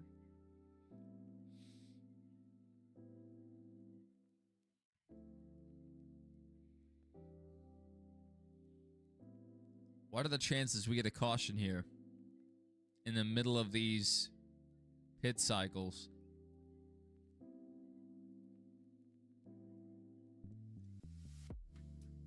Can Zilic make it to the end? I would say probably.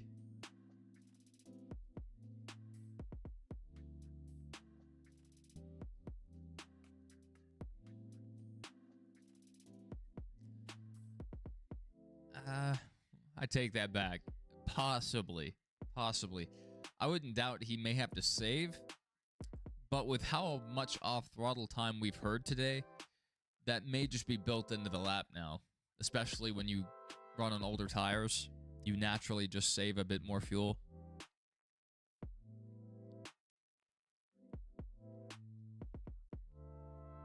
I think what Zilic is going to hope for is a caution here in about 30 laps to really stack the field back up. I'm not sure who Retzloff's sponsor is today.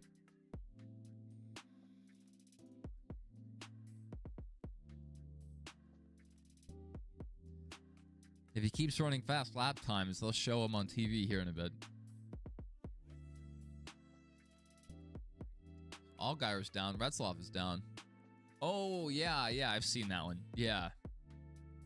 Someone was making a joke about it. They say you can't run that last week because a lot of the people at the track were probably on that substance.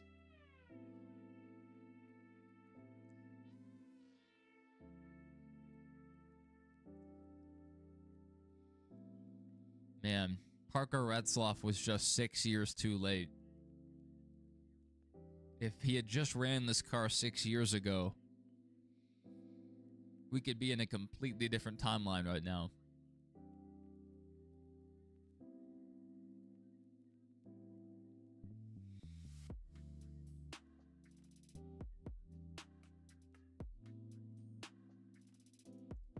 All right, Brent Cruz down and out.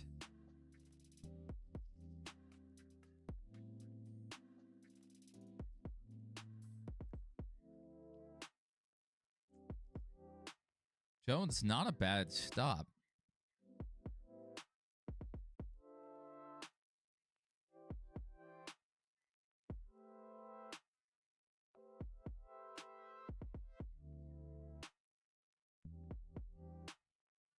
All right, Allgaier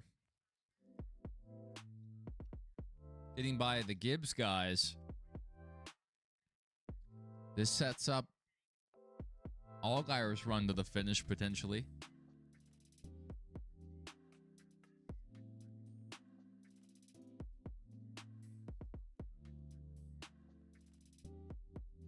So what Allgaier has to do here is he has to hold... Oh, my goodness. As soon as I say that, I think he nailed the outside wall. I think he nailed the wall.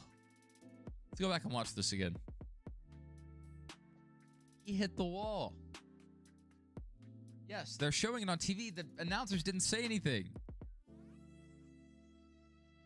Just nailed it. So what I was going to say is Allgaier needs to hold on for about 10 to 15 laps.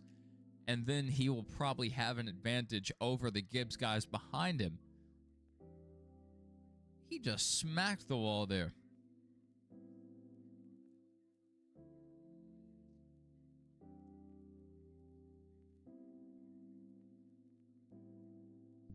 He hit the wall so hard, and the announcers just didn't say anything.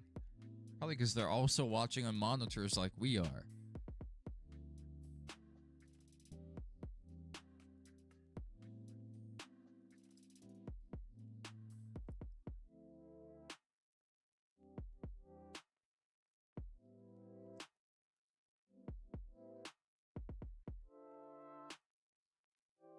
All right, Rajah Caruth down pit road. He ran long for a bit.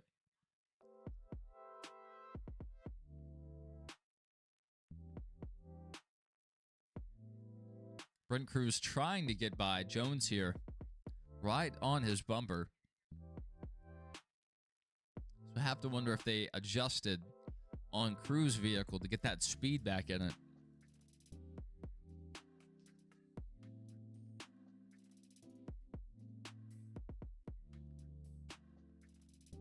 So the gap back, 3.2. That's, I think they were 4.5 tenths back. If not, it was not 4 tenths, 4 seconds, or maybe 4.5, somewhere in there, in that range. That was the gap before they pit, and Justin has been able to drop that substantially. It just remains to be seen if he can do it lap after lap.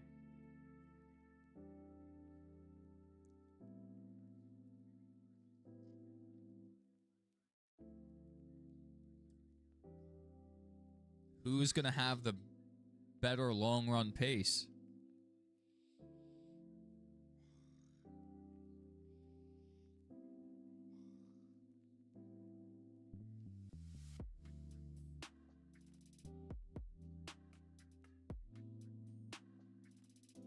I watched a bit of it. I didn't watch the full qualifying. Saw what Hocevar set the fast lap. So I'm guessing he probably kept the pole.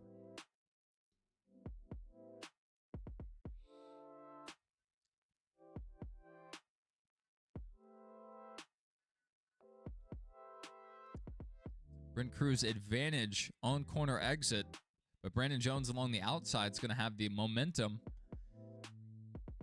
All right, Brent Cruz is going to drive it in deep here. Might be able to clear. He will be able to clear, so move Brent Cruz into third.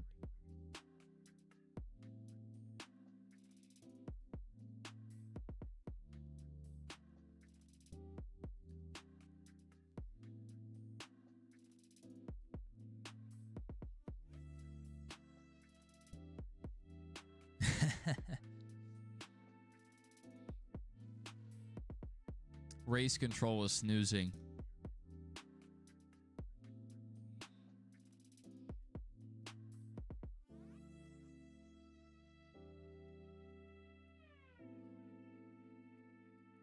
All right. Going into another commercial here. We are side by side. That's good. The gap has come down about 2/10 since we last checked on it.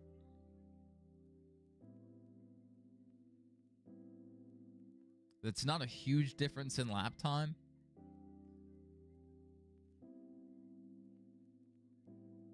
But this long run might play right into Allgaier's hands.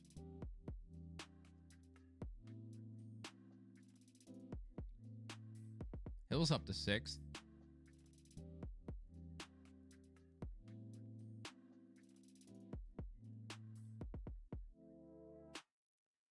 Jeremy Clement's a good lap there, 30.9, but he's about to go down a lap. We have had a wild race here. We've lapped up to 14th. Connor Zillage competing for the lead. Just what, 30, 40 laps ago, and here we are. He's back to 14th and down a lap. No, about to go down a lap. Very soon. That's wild. That early pit did not help him.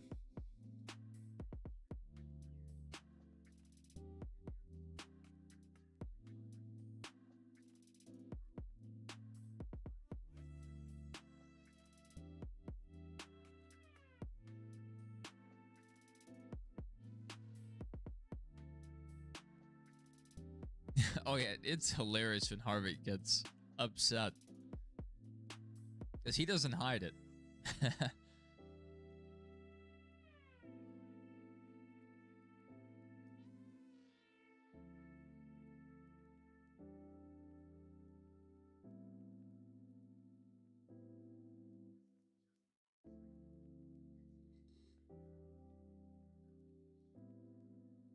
Allgaier continuing to cut the gap. We're down to about 2.5 seconds now. And it's not much of a difference. It's not even a full 10th. Or at that time, it was a full 10th.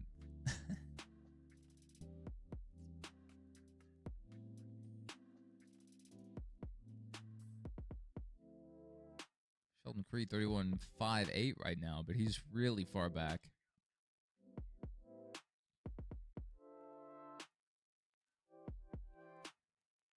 So 30.1 is how far back Zillage was that last lap. He's running a 31.5. Larson's going to clear him in the next lap or two. Yeah, Larson's about to get to the bumper of Zillage.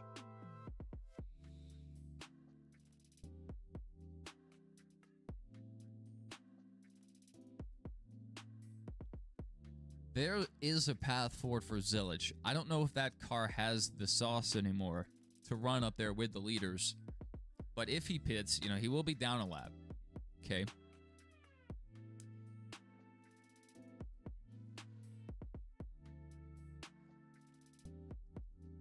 If he pits, gets fresh tires, and we get a caution immediately after, I mean, he would have to get his lap back first.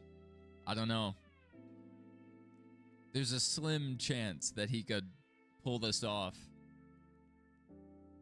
by having a well-timed caution, but since he's already gone down a lap, I think that limits his opportunities.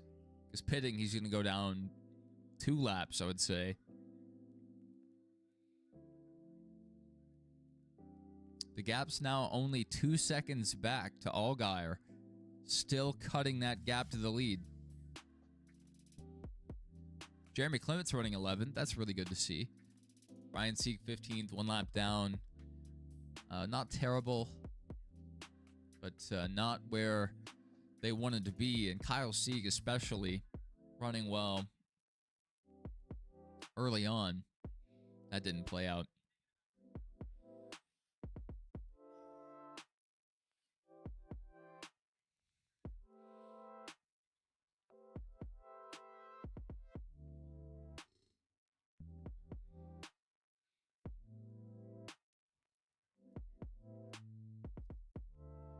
That gap's really close there. We'll see what it does this next lap by. But it's almost equalized at this point. Compared to a 31-1 for Brent Cruz. You know, a fair amount back.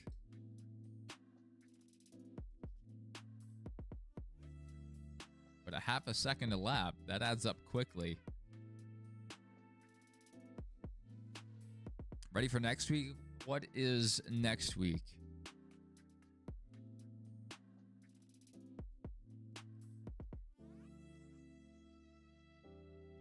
I know at some point this month, the James Bond video game comes out.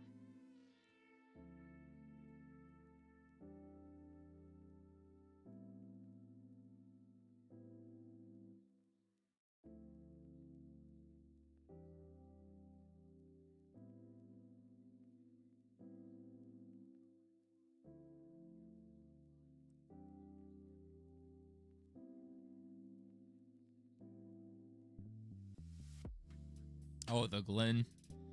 Well, views will probably be down. I mean, they're down this week, too. This stream and the last one, disappointing. It's crazy that Cletus running bumped up our views to like 27,000 for the ARCA race. The ARCA race. And I mean, streams as a whole have been, or not streams, views and even engagement's been way down since last season. When last season wrapped up, it's like, I don't know, 50% of the fan base just tuned out. Ratings have been down for the Cup Series so far this year. O'Reilly Series is still doing well.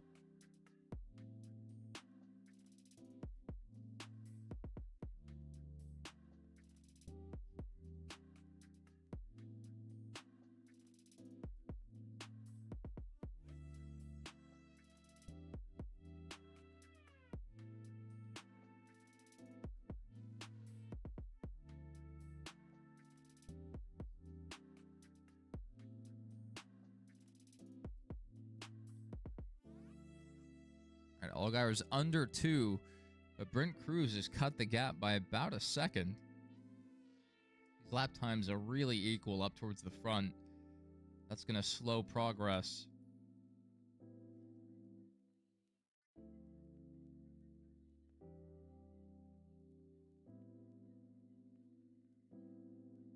Sheldon Creed's still running good lap times. That's a top 5 car. Give him some track position. Jeremy Clement's also 31-3. Not bad. And that's better than Brandon Jones, Parker. Austin Hill running a 31-2. That's probably the best his cars ran today.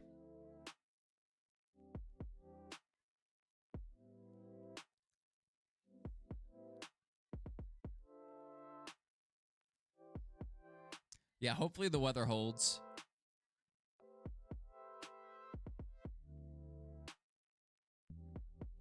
You know, a lot of local tracks, they either drag tires behind a tractor or they have a bunch of beaters that drive around and try to get some heat back into the track. Drying is a much slower process at the local level, even if the tracks are smaller.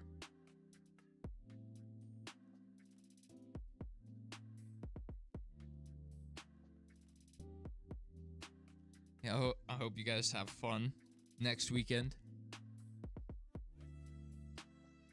Honestly, since it's a road course, I might just take off. Like, maybe still do the cup race, but views are usually way down. They're already down, and they're usually way more down during road course weekends.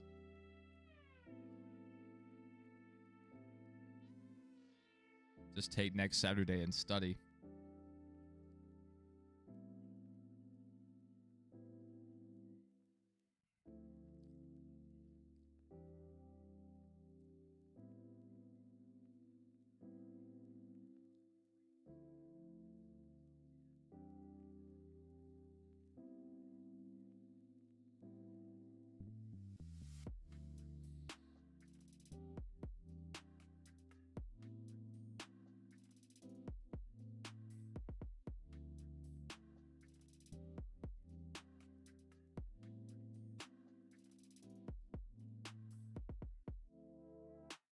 That gap is not really falling anymore. Just kind of been stable around 2 seconds.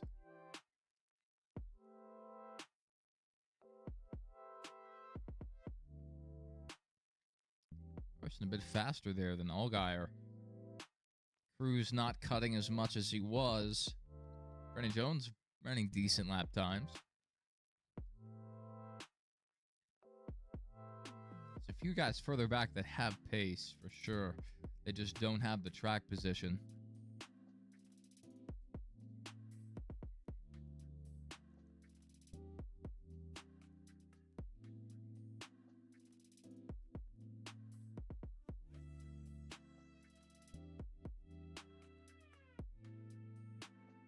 All right, 1.6 towards 1.7.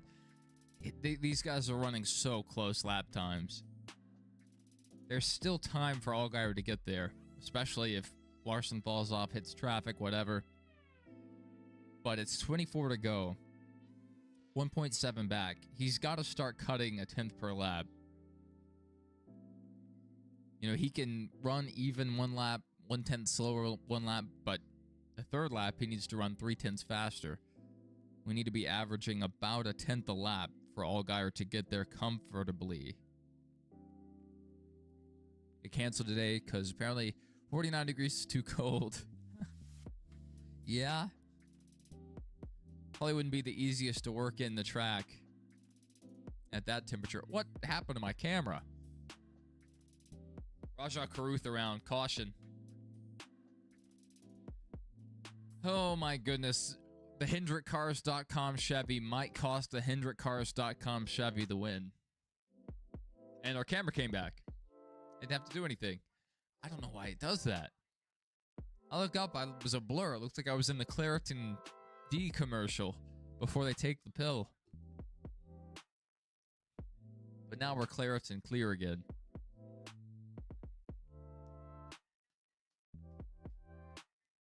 I think Allgaier, I mean, he could still steal this one away, but he needed that one to run green.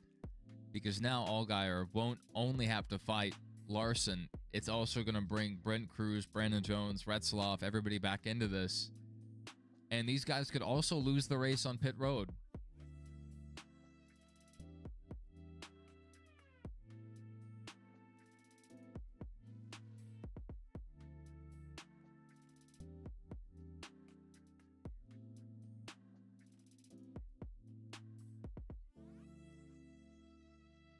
So, had the wheel to the right, preparing for a tank slap, and when the tank actually slapped, that right rear, he still had wheel in the car, and that's what sent him around there.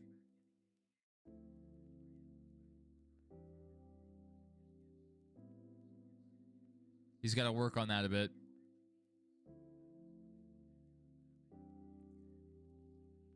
He needs to take some tank slapping lessons from Larson. He does it pretty well.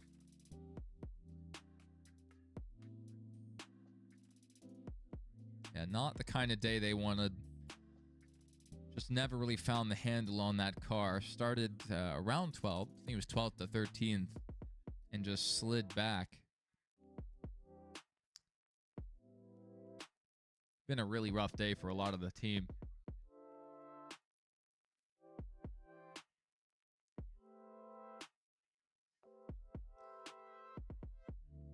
Yeah, I don't think that's what caused the accident. I think if it went down, it happened after the contact.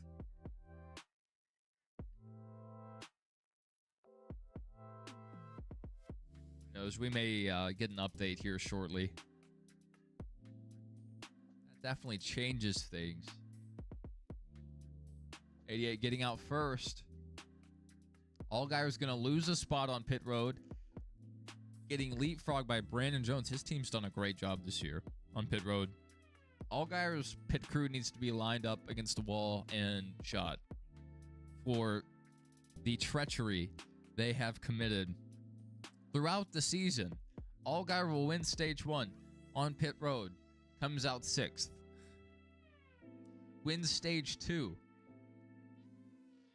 Goes back to 4th. Then it takes him the rest of the race to fight his way back up. He's such a long run guy, and this is a shorter run.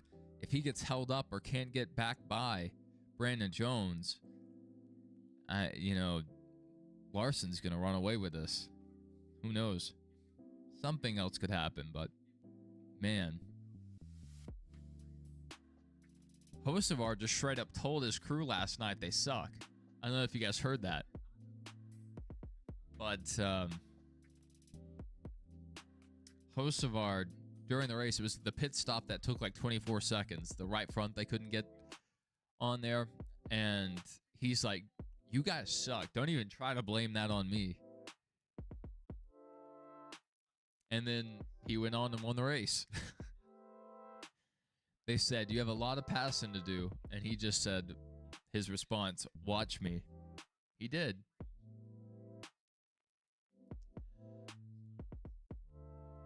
Don't put that evil on us, Christian.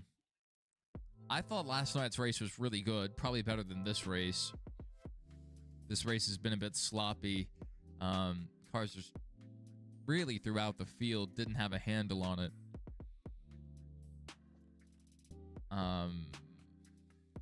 It's been a bit wider at times, so it's not horrible, but these cars and even the trucks drive way better in dirty air. So I'm really worried about the Cup Series, especially if you get a guy out front like Joey or Denny. It's going to be extremely hard to pass them because in 1 and 2, you don't have much to block arrow-wise. 3 and 4, it widens out a bit, but it's still a pretty bottom-focused track. I could see a slower car, like a half-second slower car, if they have clean air, holding the lead for 30 laps. I could completely see that.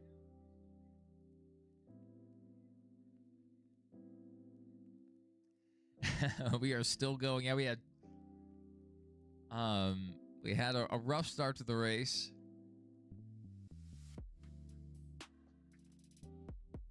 Our truck race started, or had a couple red flags during that race.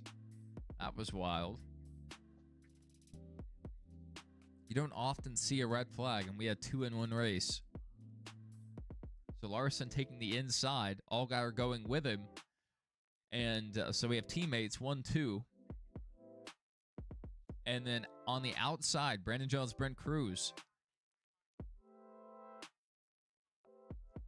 Is Brent Cruz going to help here, or is he going to try to take it 3 wide, go into business for himself? For most of this race, Brent Cruz has been better, but Brandon Jones at time has shown pace. I expected them to run a bit better today, actually.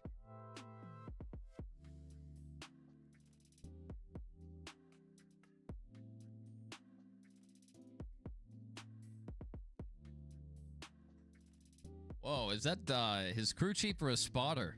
That didn't sound like the Hunt, but it could have been.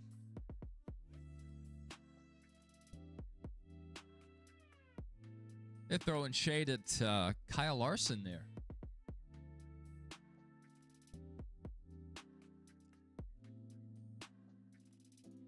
The so-called greatest of all time.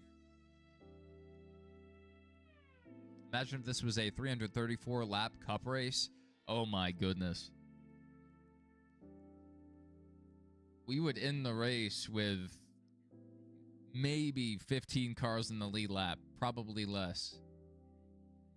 But these cars break away a bit easier than the Gen 7 cars do, so who's to say? Almost 4 wide through the pack. 4 wide, 1 and 2. That's wild. It's not going to make that work very often.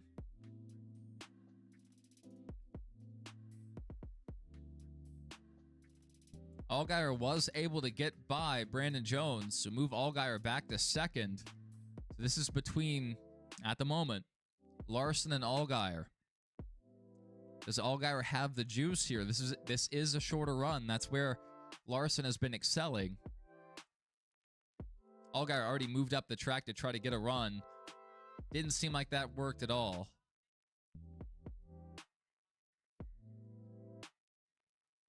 We may get another caution here. These guys are all over the track.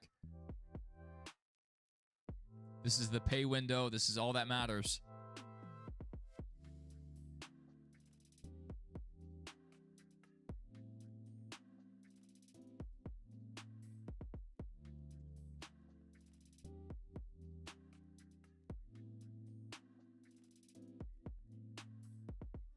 Three wide for third. Sam Mayer moving on through. That's going to move Brent Cruz up the track.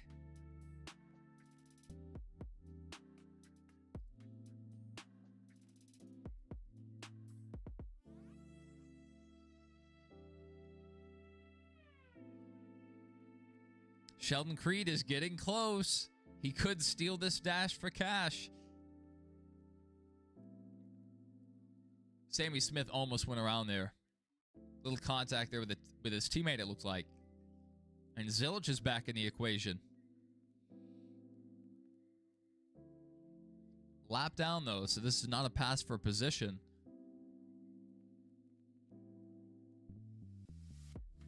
These guys are all over each other here. Golly. That could have been 3 Junior Motorsports cars in one accident.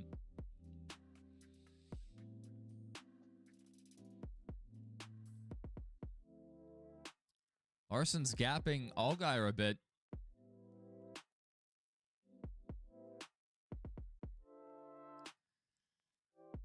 Allgaier's just not making the speed he needs. Allgaier really needed this race to go green the rest of the way. And when the caution fell, his chances went way lower.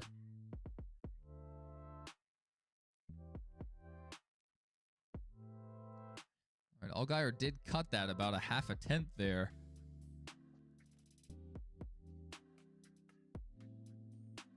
Allgaier ran a really strong 3 and 4 there. Cut another tenth. He's now cut an additional 2 tenths on entry to 1. He's going to lose a tenth on the exit.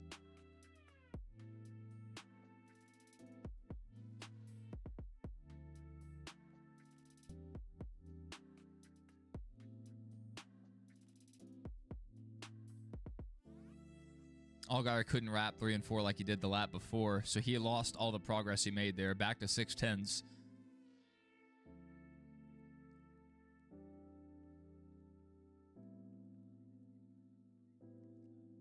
He lost all that forward progress.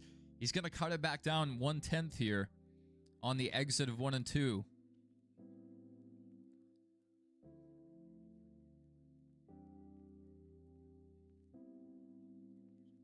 If Allgaier just runs consistent here, he will get to the back of Larson.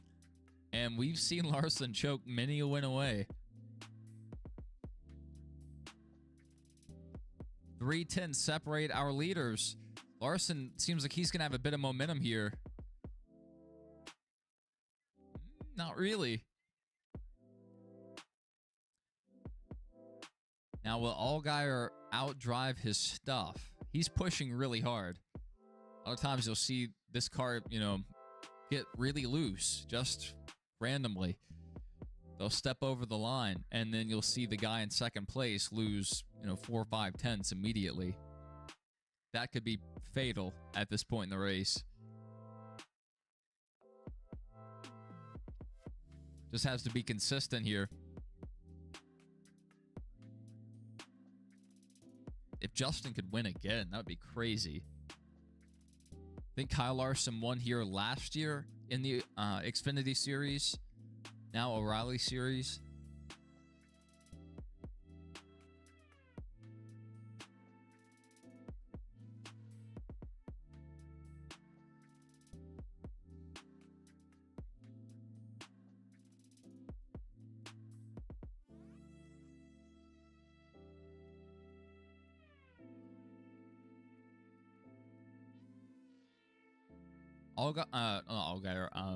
Larson's going to have to play a little defense here at some point.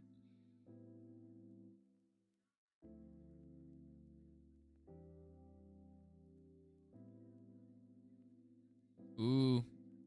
Allgaier, 6 more inches. He has that.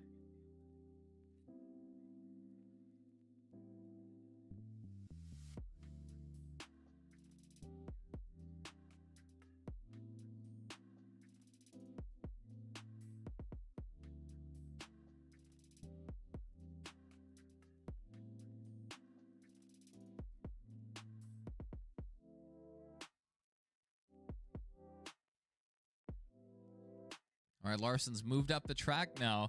This could force Allgaier up the track a bit more and cause him to make a mistake. There's still 5 laps to go.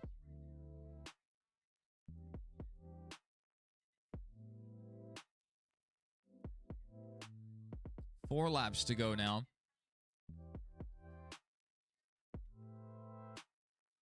Creed about a 1.5 seconds back from Cruz, not in contention to make that pass. Allgaier is on the bumper of Larson. He's there.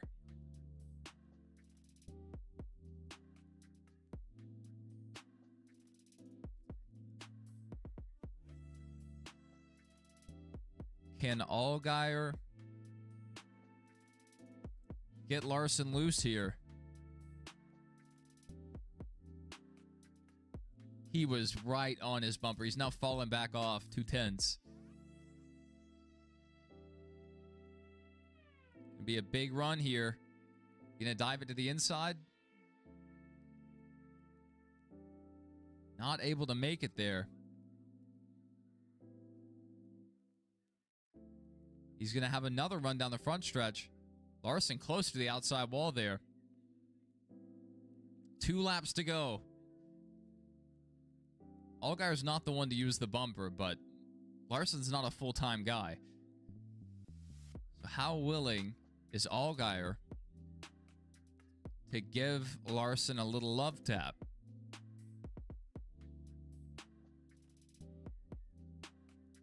Larson still has the lead coming off of 4. It's going to take an incredible lap for Allgaier. That's 1 lap to go. Sponsored by Credit One Bank. Larson's blocking him super hard. Allgaier, are you willing to do this? Are you willing to play ball? You're going to have to send him.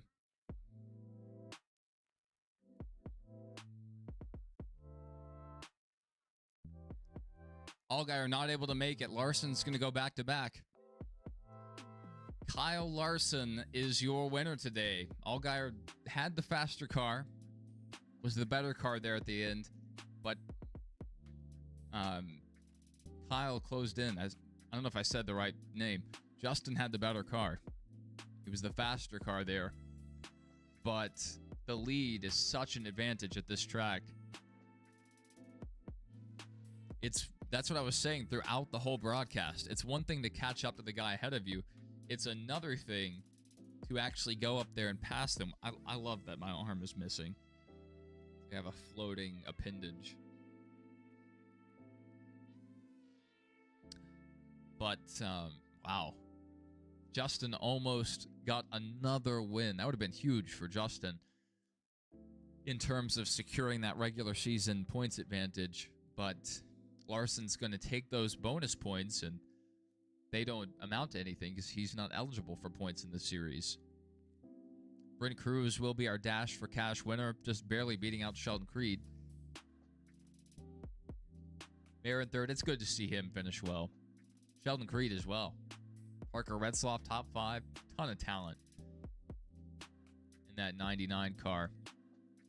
Austin Hill started 7th, finished 7th. Jesse Love really fought his way forward to get that top 10. So a hard-earned top 10 for Jesse. Good to see Jeremy up there. Carson Quaffle, Sammy Smith, they had a rough day. They started, I think, around here. Fell back to around 20th. And then had to work their way back up. At times, Sammy made an appearance in the top 10. I don't know if Carson ever did. But they're just going to mess it on the top 10. Anthony Alfredo, 12th. Brian Sieg, 14th. Kyle Sieg had run better early in the race. He's going to finish 30th. Austin Dillon, just not a great day for him. Connor Zilich at times looked like he had the pace to win and just didn't really have the long run pace and eventually had issues. So going to finish the first car 1 lap down. Brennan Poole kept it clean. Stayed in the lead lap. LeVar Scott, same deal. Josh Williams, good to see these smaller teams run clean and make it through this race that had so much attrition. And then Corey Day, that's another highlight. Had a ton of pace, and on the first lap, right? First corner, comes off of 2, just runs a bit too high at that point in the race and just completely takes the rear end off of the car. So rough there. Michael said he predicted Kyle would win. Good call. Justin was close. If the caution doesn't fall, Allgaier probably wins it. But on shorter run stuff, I mean, Justin was better then too. It's just getting there and passing are 2 different beasts. And we'll probably see that again tomorrow. It's one thing to catch a guy. It's another thing to pass. And especially, we saw how effective Larson was there blocking. It's going to be 10 times worse tomorrow because we'll have the really dirty air to deal with. And especially in 1 and 2 where the groove really shrinks up, that's just going to be a gold mine for blocking. You'll see a guy get a big run off 3 and 4, down the front stretch, dive it into 1 and 2. The leader will just wash up the track in front of them, aero block, and that'll, really tighten up and force that car behind them up the track. And then the leader will get an advantage out of 1 and 2. The guy in second may draft up, may get a good run up high, down low, wherever, in 3 and 4. And then 1 and 2. Again, it'll kill the momentum. It'll kill the momentum. It wasn't, too bad. For sure he was blocking, but it's not as bad as what we see in Cup. So I can excuse what we just saw. It's clear, Allgaier didn't have a lot of room to work with there. Couldn't make the pass. Part of that's the track's fault. But that's just the game. What makes me mad, what really genuinely raises my blood pressure immediately, is in the Cup Series when you see the leader and the guy in second place go into the corner, and as soon as the leader crosses in front of the trailing car takes off up the track. That ticks me off so much. Because we watch this series, we watch the Truck Series, they're able to follow in their tire tracks. And, maybe they don't make the pass, but at least they're able to stay there. In the Cup Series, you can't do that, and it just drives me up the wall. But, ladies and gents, we might be live at some point again today, but if not, I hope you guys have a good one. And I'll probably see you guys again tomorrow for the Cup race. Hopefully that stream goes a bit better. But it was an all-right race. I think the truck race is a bit more racy, but that was a brutal race for a lot of guys. That was rough. Not sure what that means for tomorrow, but we'll be here. And until next time, hope you guys have a good one. And until next time,